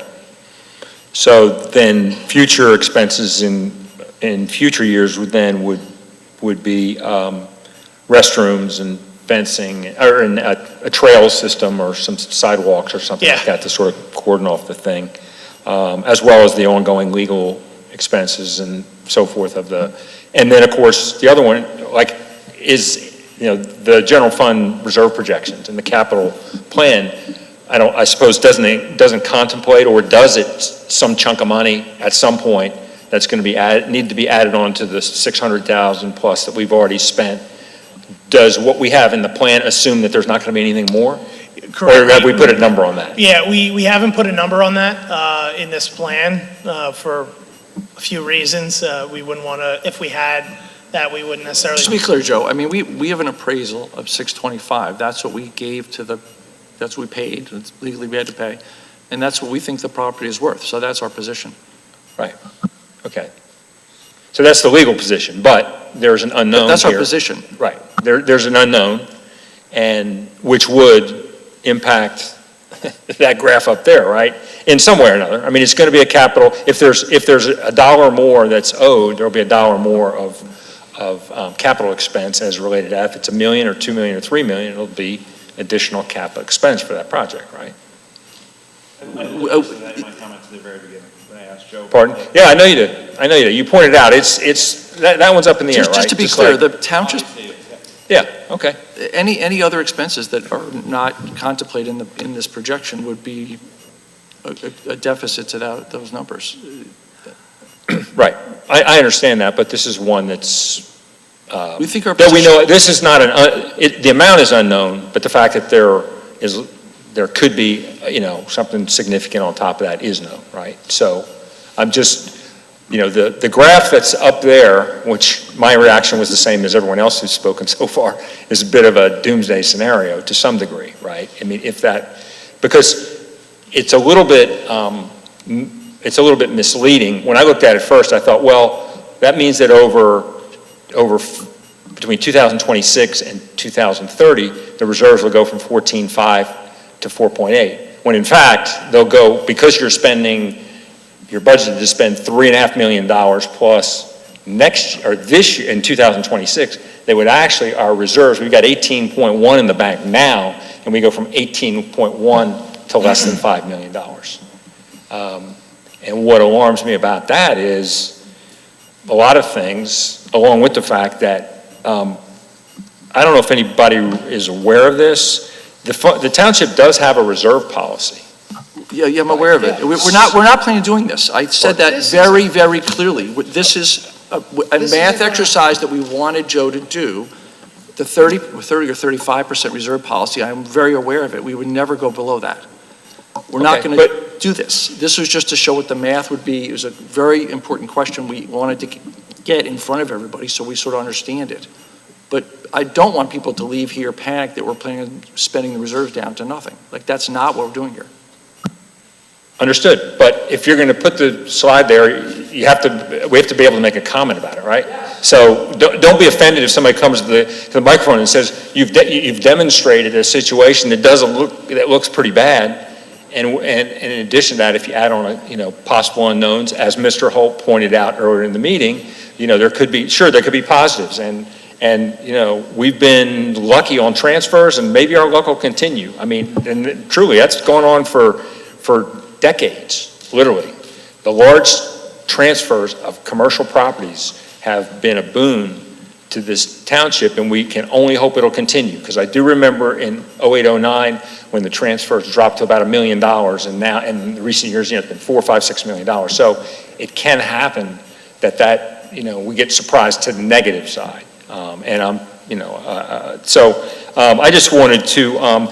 I also wanted to ask the question of were there any, and of course, on top of that, I mean, you can say, well, this is the doomsday scenario, this would never happen, but I've also heard tonight some pretty large numbers related to work that might go on in the library, and I assume if that were to happen, that would be in the next 5 years. I've heard tonight about work that might go on at 1485 Valley Forge Road, which I don't know whether that's in any of the projections that are up here. So there are some other both known and unknown big capital expenses that are not even reflected in what we see up there, I don't think. Correct. Am I right, Joe? Correct. The other thing that I wouldn't want anyone to look at this and think, this does not, a scenario whereby you have a steady use of money that's in the bank to pay for operating expense. By its nature, that basically assumes that there's going to be a tax increase every year, assuming that our costs go up, right? So it appears basically what we're looking at is both a use of a lot of reserves, how much we can that can change, but also the fact that the operating expenses are going to increase, and you're going to use some reserves to pay for operating expense, but you're not going to use reserves to pay for increased operating expenses, right? So I wouldn't want the residents to think that the plan is that we're going to use reserves, and that means we're not going to have to raise your taxes, because that's not what I see up here. Am I right about that? Anybody want to comment on that? I think at the opening of this meeting, I made comments to this graph. This is not what we're going to see next time around. We're going to see an actual plan that we would actually execute so the residents get a picture of what we actually are thinking, not a math exercise. And if this is in fact what the budget says we're going to do, I'm going to vote no, just to be really clear on this is not what we would do. Your math is correct. I mean, your math hypothesis is correct. What this would show is that we're going to spend 917 of reserves, and we would have to raise taxes 1.5% a year, some number like that. That is what this would indicate. That is not what we plan. How much reserves did we use this year? Zero. How about the year before? Zero. The year before that. I mean, the 4 years I've been on the board, we haven't used reserves for operating at all. And that's been true for a long time, before I was on the board. So I don't anticipate we actually would use it. But that's, just to be really clear, if this is in fact what we end up as a budget, I'll vote no on it, because this is not a sustainable budget, this structure. Right. And that's one of the reasons I've advocated, and I think some of the members of the board have advocated, just these kind of minimal increases to account for the increases in inflation, expenses, everything else, 1%, 2%, 2.5%, just so we can keep up with the operating costs. I think that's just a smart, prudent thing to be doing, rather than having zeros, as other prior boards have, and then just have a large increase later on. Well, yeah, I mean, I think there's some, but remember, in the last 2 years, real estate taxes went up between 55 and 60%. So we did have a big jump, and before that there were a few small ones. But so, to that point. But I think that what this does demonstrate is that I think that the focus has always been on the operating expense side. I think of the budget over many years, because most of the money the township spent was operating, right? What we've done in recent years is, and what is contemplated here, is we've invested a ton of capital and stuff. We've built a lot of new stuff, right? And so I think that that what we have, and having served on the finance committee and so forth, one of the things that we haven't done maybe as well as we should have, and I think is increasingly important now, is to really think about the capital side and the 5-year capital plan. I mean, when, 5 years ago, 10 years ago, 20, the residents would talk about the operating thing, and the capital plan was like, that was like an appendix to the budget, right?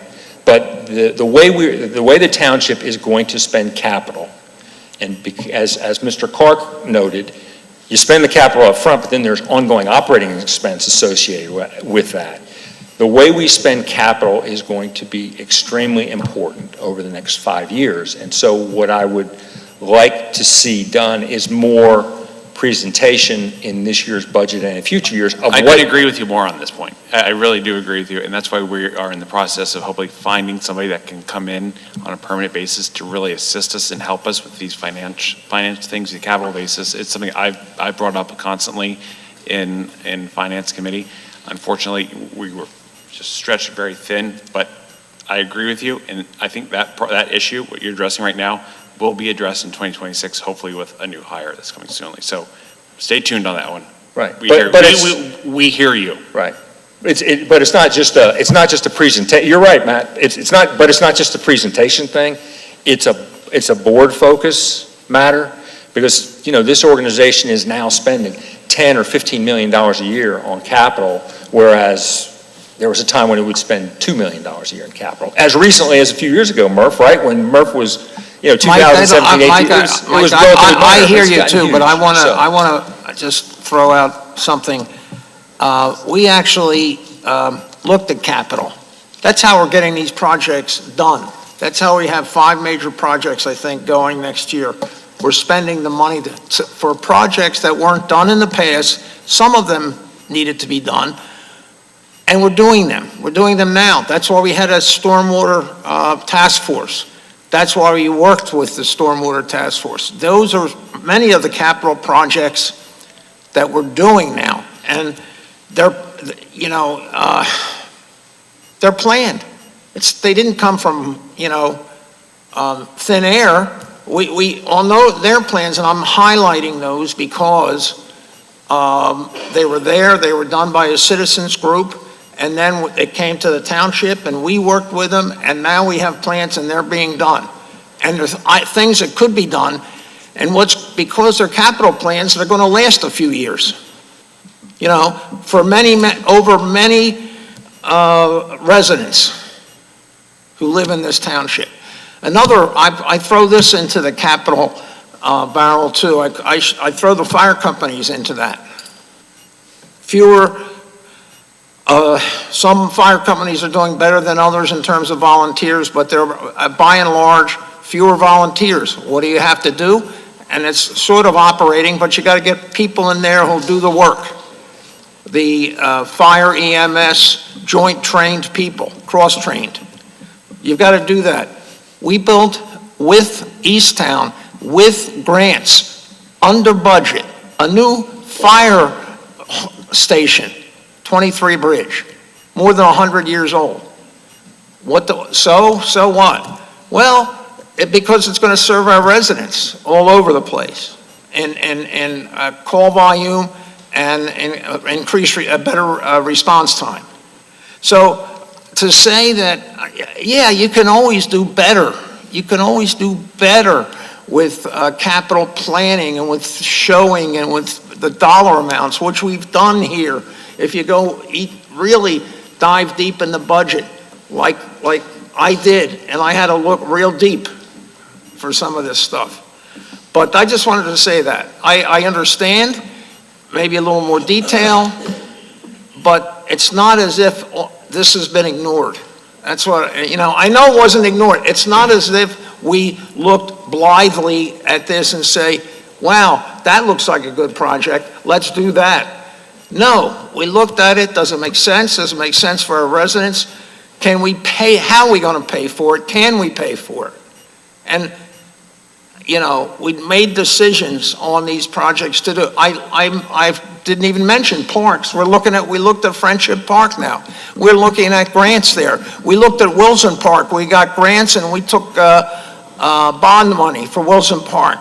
That was cut back. That was cut back because, you know, this other thing intervened, known as the pandemic, COVID. So we looked at all of these things, and we continue to look at all these things, and we tend to, but we budget accordingly. So I just wanted to make that clear. I would just add one small thing, which is I do appreciate the question, because when I saw the 5-year capital plan, there's a lot of stuff on there, right? And that's how the question, that's how this chart, I think this chart ended up here, was if we did this stuff, what does that roll forward in the general fund reserve? So that's sort of how that question got brought up. And then the next question is all the questions you're asking, the ones I started this meeting an hour and a half ago with, which is we're going to take a harder look at this because this clearly is not what we're going to do. But it's a really good start to say, yeah, this is what would happen if, as you rightly identified, if we did these things. So we are. Yeah, I think it's useful, I think it's helpful. And these are important projects. I mean, like, everything on that list are things people. I mean, that's what you should look, this is what you should look at when you're looking at a capital plan, because you say, you know what? If we're not happy with it, if we're not happy as a board with this, because remember, the budget is the board's document. It's not the staff's document. But if the board's not happy with how that graph looks, then what are we going to do what are we going to do different? How are we going to look at the capital plans, the capital plan, and prioritize things and all those things? And so my point is generally, and it sounds like you're already doing this, but it's just that what's interesting to me is the fact that the shift has gone from an operating entity to a large extent to an entity that spends a lot of capital every year. And so it's a different way of looking at things, and you know, I appreciate it. I look forward to future meetings, I guess, over the next, we'll have 2 or 3 more of these in the next couple months, so. There'll be a lot of meetings. Yeah. Thank you. Yeah, thanks. Appreciate it. Go Birds. Yeah, we hope. Mike, I just want to say thank you, and you pointed out one thing. We have gone to a mixed capital and operating. There's absolutely no question with that, and we you know, we're managing both, so. Just a couple of other quick things. On that capital discussion, one thing that Joe mentioned that was kind of a throwaway that we haven't really talked about is bond issuing. If you have a capital program, often you fund that by raising money in the capital markets, and obviously that would change that chart a lot. So anyway. We did say that, but yeah. Yeah. Yeah, we know that. This was, again, this was brought up to bring up discussion. I appreciate the discussion. It was exactly the question Mike was asking, which is you have this huge 5-year plan, what's that going to do to your capital budget or capital reserves? And now we know we can't do that stuff, or we have to do it differently. Like, that's the answer here. And I started this by saying, and we're going to do something different. So let's, you know, get past that point and to other things. The other thing was, I've heard a lot of things about emergency services that I'm trying to reconcile here, and it seems to be clear that we're kind of in a state of flux, that we don't necessarily have a Tredyffrin Easttown Fire Commission yet, and we may not have one, was one of the... Correct, yeah, we don't have one, right. We may or may not have one. But the township has a lot of now emergency services assets. It has a fire truck. It has 1485 Valley Forge Road, which we are continuing to invest in, which maybe we're charging Berwyn. We are working actively on it. We're very hopeful we'll have that finished by the end of the year. Yes. Fingers crossed. It's just that it's a process. Yes, yeah. Maybe we would plan to charge the Berwyn Fire Company for those assets, but at the same time, we're giving $300K this year more to Berwyn Fire Company, but the funding formula stays the same, but Paoli isn't getting any more. So it's all very puzzling to those of us in the cheap seats. So if you're able to explain that, that would be really helpful. Not necessarily now. Yeah.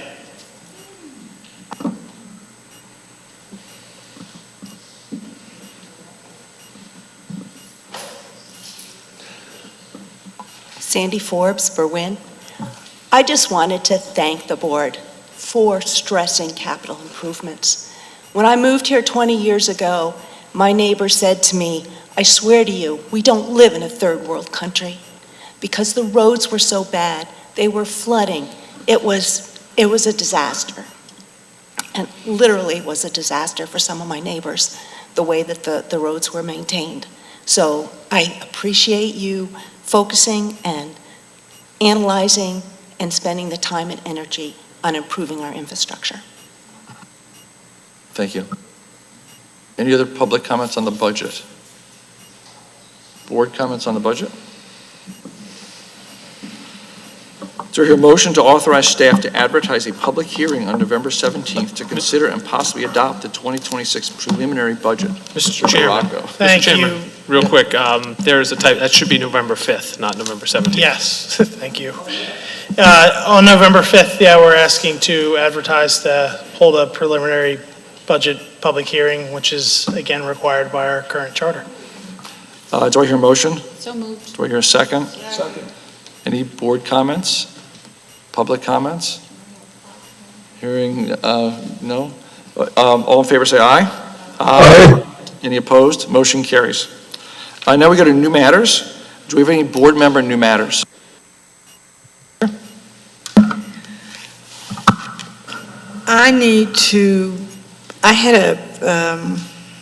There's a couple of things. I had a meeting last week with the residents of Mount Pleasant in Tredyffrin. And there were quite a few things that got brought up that I want to put on record from meeting with them. One, they are still having, and it has been, I'm going to say over a year now, issues with college students in the housing. And we have to get this corrected. I also have a concern that when residents of Mount Pleasant send in emails, the response that they get back are very negative, very, in my opinion, rude and condescending. And that bothered me because we as a township, regardless of who sends it in or where they're from, should be respectful.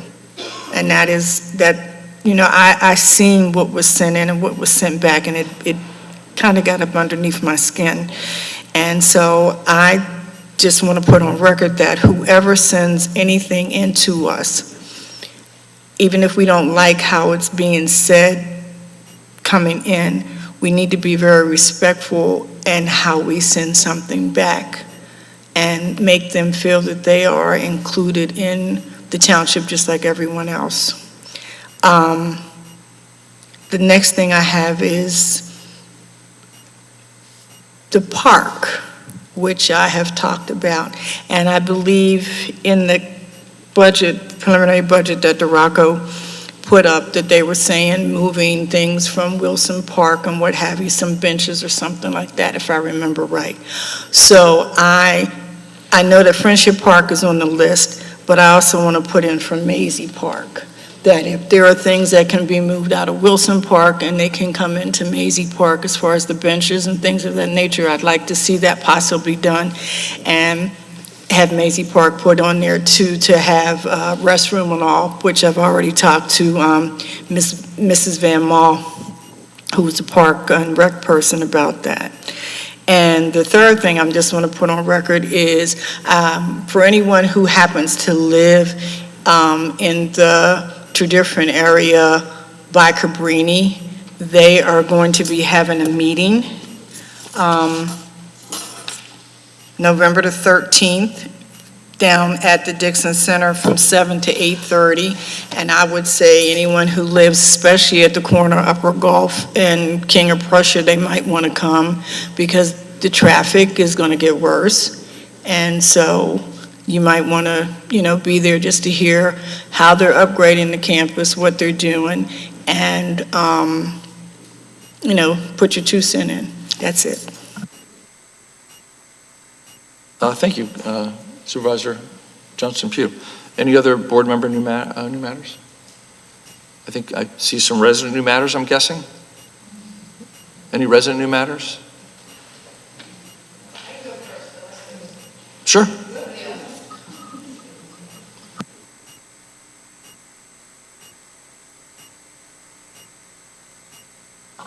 You're all moving quickly. So I'm going to take the discussion in a little different direction. Name and address. Yeah, thanks. My name is Dottie Ives Dewey. I am at 40 Branch Avenue, which is part of Berwyn Village. And I'm representing the HOA. We had new elections for the HOA just about 4 days ago. And so I'm one of the newly elected members of the HOA for Berwyn Village. And I just want to take a minute. I was actually here at the last meeting, but to quickly introduce myself, my husband, a little bit of background on why we're here, and once again, to ask for your help. So my husband and I moved in to Berwyn Village. We were maybe the fifth or sixth homeowner to move in 2022. And so we've been there for over 3 years now. Some of our neighbors have been there longer. And we actually had downsized. We lived in Radnor for a long, long time. Grew up in Radnor, and we were excited to move into Chester County. We're downsizing our home. My background is actually as a professional land use planner. I work at Westchester University now. And my husband has been over 40 years in the real estate development industry. And so we were really excited about this opportunity. We were looking to downsize. We wanted the walkability. We wanted to be able to, be close to a town. So it all looked great. And I say we're not disappointed that we're there. I mean, as the community has built out, we have some wonderful new neighbors. We've all gotten to know each other well through this process. As now that the sidewalk is in place, that we've got neighbors from the surrounding community who are walking through, so we're starting to get integrated into the broader community. So, overall, we're still very happy that we were there, thankful to the two townships. I'm sure it was a process to get that community designed. But it's achieving a lot of its objectives, and much has been done, but as you know, this isn't coming as any surprise. We have several outstanding items that we are waiting to get done, and we wait and we wait. There's still landscaping that needs to be completed along the path. We're running out of time just in the year to get that done, to ensure that some of the landscaping that has been installed will survive the winter. We're still waiting for street lights to get installed. If anybody's been out to the community, we are the ones that have to navigate the pylons every single day, getting in and out of our driveway. We're getting really good at backing up our cars. But there's still street lights that need to be installed. There's road and driveway paving that needs to be done. Those are things we know about, and anything else that we might find based on a final inspection. And as you know, we've been repeatedly told that the work will be completed, day after day. We wait, the days come and go. We were most recently told that it's going to happen this week.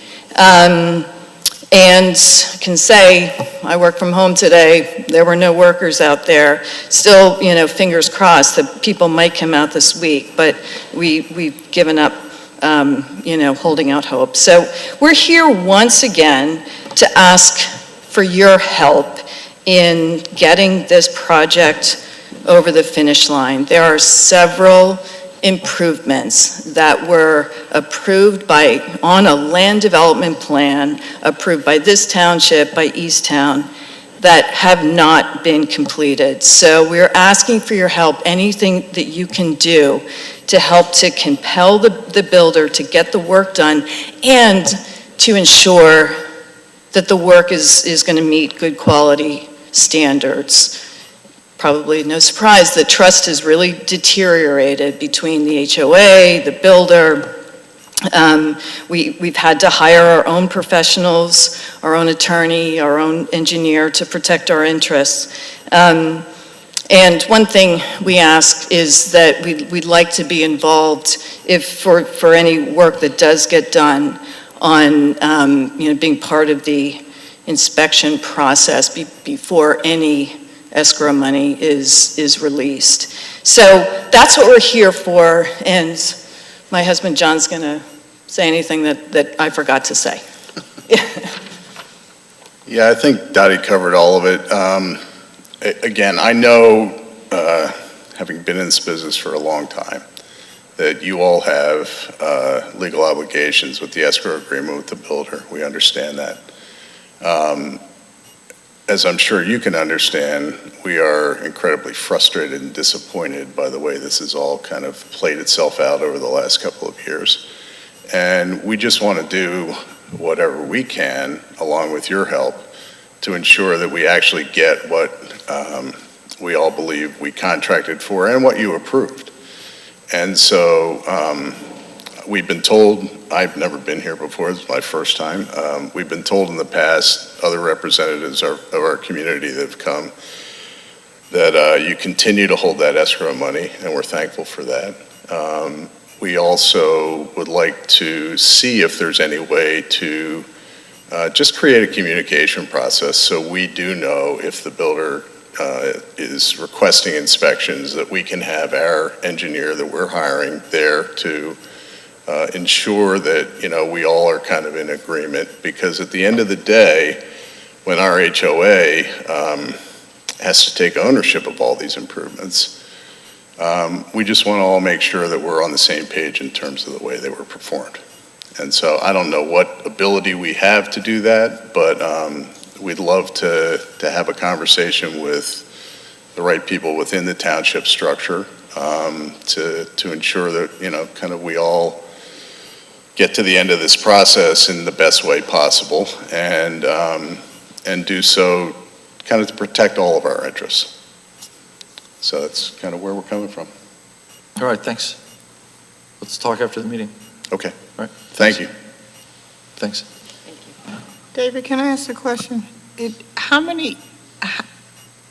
this is the place that I'm still thinking about, how much of the property is us, and how much of the property is us, and how much is Easttown? Like, 6 properties are Tredyffrin, and the remaining 12 are Easttown. so the 6 that you guys are talking about, what belongs to, because I know there's that line. The township line goes right through the middle of the subdivision, yeah. So And you so have. we also have representatives at Easttown tonight having the same 'cause the meetings are conversation. the same. Yeah. At the end of the day, well, let's talk offline. I mean, you understand that just because we approve a plan doesn't mean it gets built, and it's the builder's the responsible party here.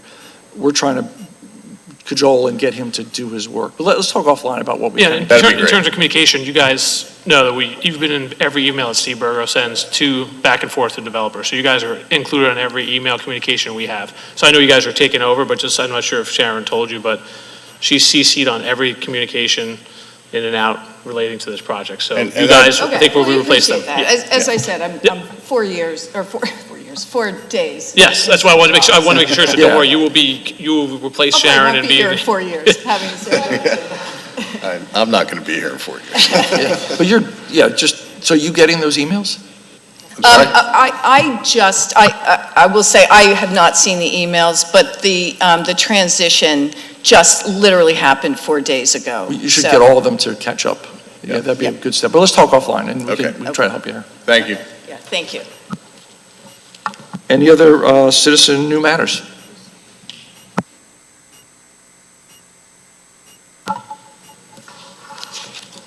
Hi, my name is Nancy Breitling, and I live on Rosedale Avenue in Stratford. I've been a resident of Tredyffrin Township for about 19 years. I've attended other township meetings over the past several years to listen to and support the idea of restricting gas leaf blowers. I'm here tonight because last week, Lower Merion Township voted to put forward a preliminary proposal for a multi-phased plan on gas leaf blowers, which will likely be taken to a vote in November. It would begin in 2026 with a seasonal ban and move to a total ban by 2029. I'm reading now a section of the article that was in the paper. The proposed ordinance would ban gas-powered leaf blowers from January to March 1st and May 1st to October 1st, beginning in 2026. Starting in 2028, the township would only allow gas-powered leaf blowers during the fall. In 2029, an all-out ban would take effect. Enforcement would be complaint-based. Violators would first get a warning, then a $100 fine for a second offense, $250 for a third offense, and $600 for a fourth or subsequent offense. I do not need to elaborate on the ill effects of these hideous machines, which cause deafness, are carcinogenic, and asthma-producing. When mowing crews are on my street, I have to leave my patio where I spend most of my time in the nice weather, go inside and close the doors to keep the fumes out. It is impossible to keep the noise out, however. I have asked my own lawn people not to use a blower on my property and use a broom when they finish mowing. When they refused to do so, I negotiated a lower price with them, told them not to use their blower, and I sweep my own walkways with my own broom. Now I would like to see what our township can do to move forward and take action on this very important issue so that we can all enjoy our outdoors in the warm weather. Thank you.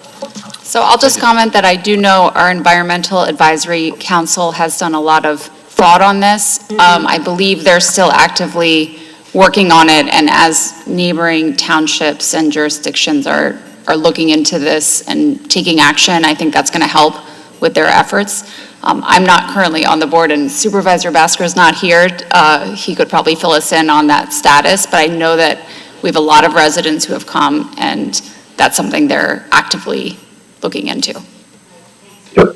This is frequently discussed at the EAC, and it is something that I think that at some point it probably will happen. We just need to have more. The sense of the EAC has been that we need to have more residents come out to speak up. So thank you very much, ma'am, for coming in and speaking up. And we will look at the Lower Merion ordinance and see what it says and learn from it. So thank you. Yep, sorry, Basker, we just can't see you on the screen, so I didn't know you were still here. You're not forgotten. Okay, really fast, just piggybacking on her. Sharon Eisenhower, I live across the street from Nancy. And the same thing, we have a little committee that's kind of working on the leaf blower ban. So whatever else we can do, we'd love to, we'll go to the EAC as well and find out. I've been working with my own landscaper who only uses battery-powered leaf blowers. So it's working, it's out there, and people are open to the idea. He has 2 big batteries, and he just replaces one when he needs to. He can go about an hour, he said, and he's perfectly fine with that. He made a small investment, and now he's good, and he's clean, right? And also I had a house cleaner recently, and her husband has a landscaping business, and I said, did you know, does he have battery powered? And she was really receptive to that. So we're just trying what we can do to get the word out. Neighbors next door have the biggest of all mowers and leaf blowers. And like Nancy said, literally when they blow the leaves or the dust or whatever, there is a cloud across the neighborhood. Literally, it's not like a little, it's a cloud. So we are all shutting our windows and, crying. So that's where we're at. So you think the next best thing would be to go to check back with the environmental? I would check back with them to see exactly what their status is and how you can help with their efforts, yeah. Could I give you, we made a handout. Could I give you guys Sure. this just to share? And we had. Do you have an email? Can you just send us that in email? I think so. Yeah, if you attach it to an email, that would be better than handing me Okay, paper, I'll look honestly. for it. One of the. I'm not opposed to you handing me paper, but if you want me to read it, maybe send it electronically. What? If you want me to read it, send it electronically, as opposed to lose it. So it'd be better if you send it to us. Okay, that's cool. Just finally, one of the gals in our committee speaks Spanish, and she translated into Spanish too. Oh, okay. So we've been giving it to some Good. other landscapers in the neighborhood, and like that. Yeah. All right, so. Excuse me, I didn't get your name. Could you? Sharon Eisenhower. I'm sorry? Sharon Eisenhower. How do you spell your first name? Sharon. Sharon? Like you. It Like is? you. Okay, couldn't Like hear it. you. Thank you. Yeah, just like you. Okay? Thank you so much. More resident new business? I'll be the last one, I think.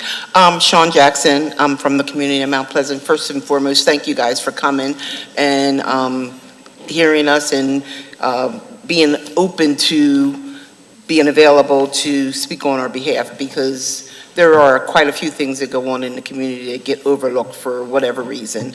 But I would like to thank you too. The cars that were abandoned on the street are now gone. I acknowledge what you said, Ms. Hughes or Johnson Pugh. The email response was not appropriate, and I would appreciate something different. And the last thing would be the ordinance. We need to relook at that. The ordinance that we currently have for the student housing. So I don't know if that happens in this committee or if it happens in the zoning committee, but we do need to relook at that so that we don't continue to have the same issues. Yeah, we have an ordinance subcommittee, and it's on the list for next year. Is the TARP gone? No. Thank you. So I did send a notice to the property owner about the tarp. You did, okay. Yep. All right, so we're making progress on that. All right, thank you. So, yeah, thank you very much.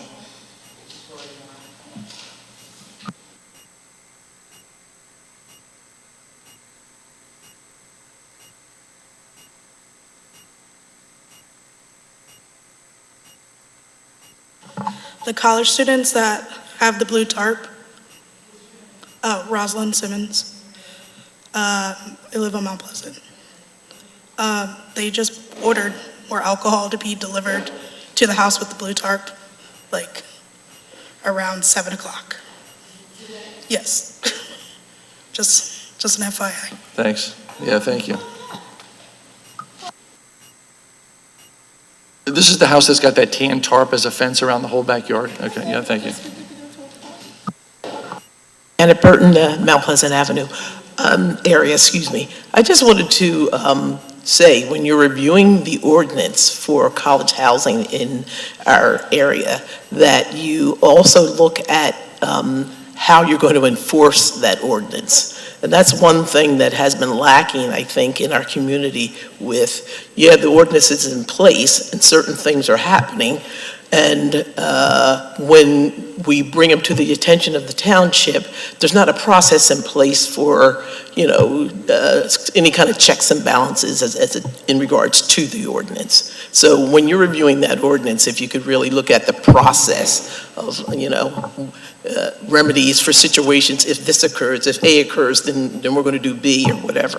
So Yeah, no, thank you. I thank you for that input. I think that is, when we look at it, that is one of the things we want to make sure is that Ms. McPherson and the board and the zoning hearing officer has the tools they need to enforce it. Because I think we have the ordinance, it just doesn't have good enforcement mechanisms.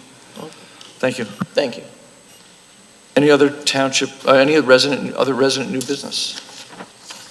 Seeing none, do I hear a motion to adjourn? So moved. A second?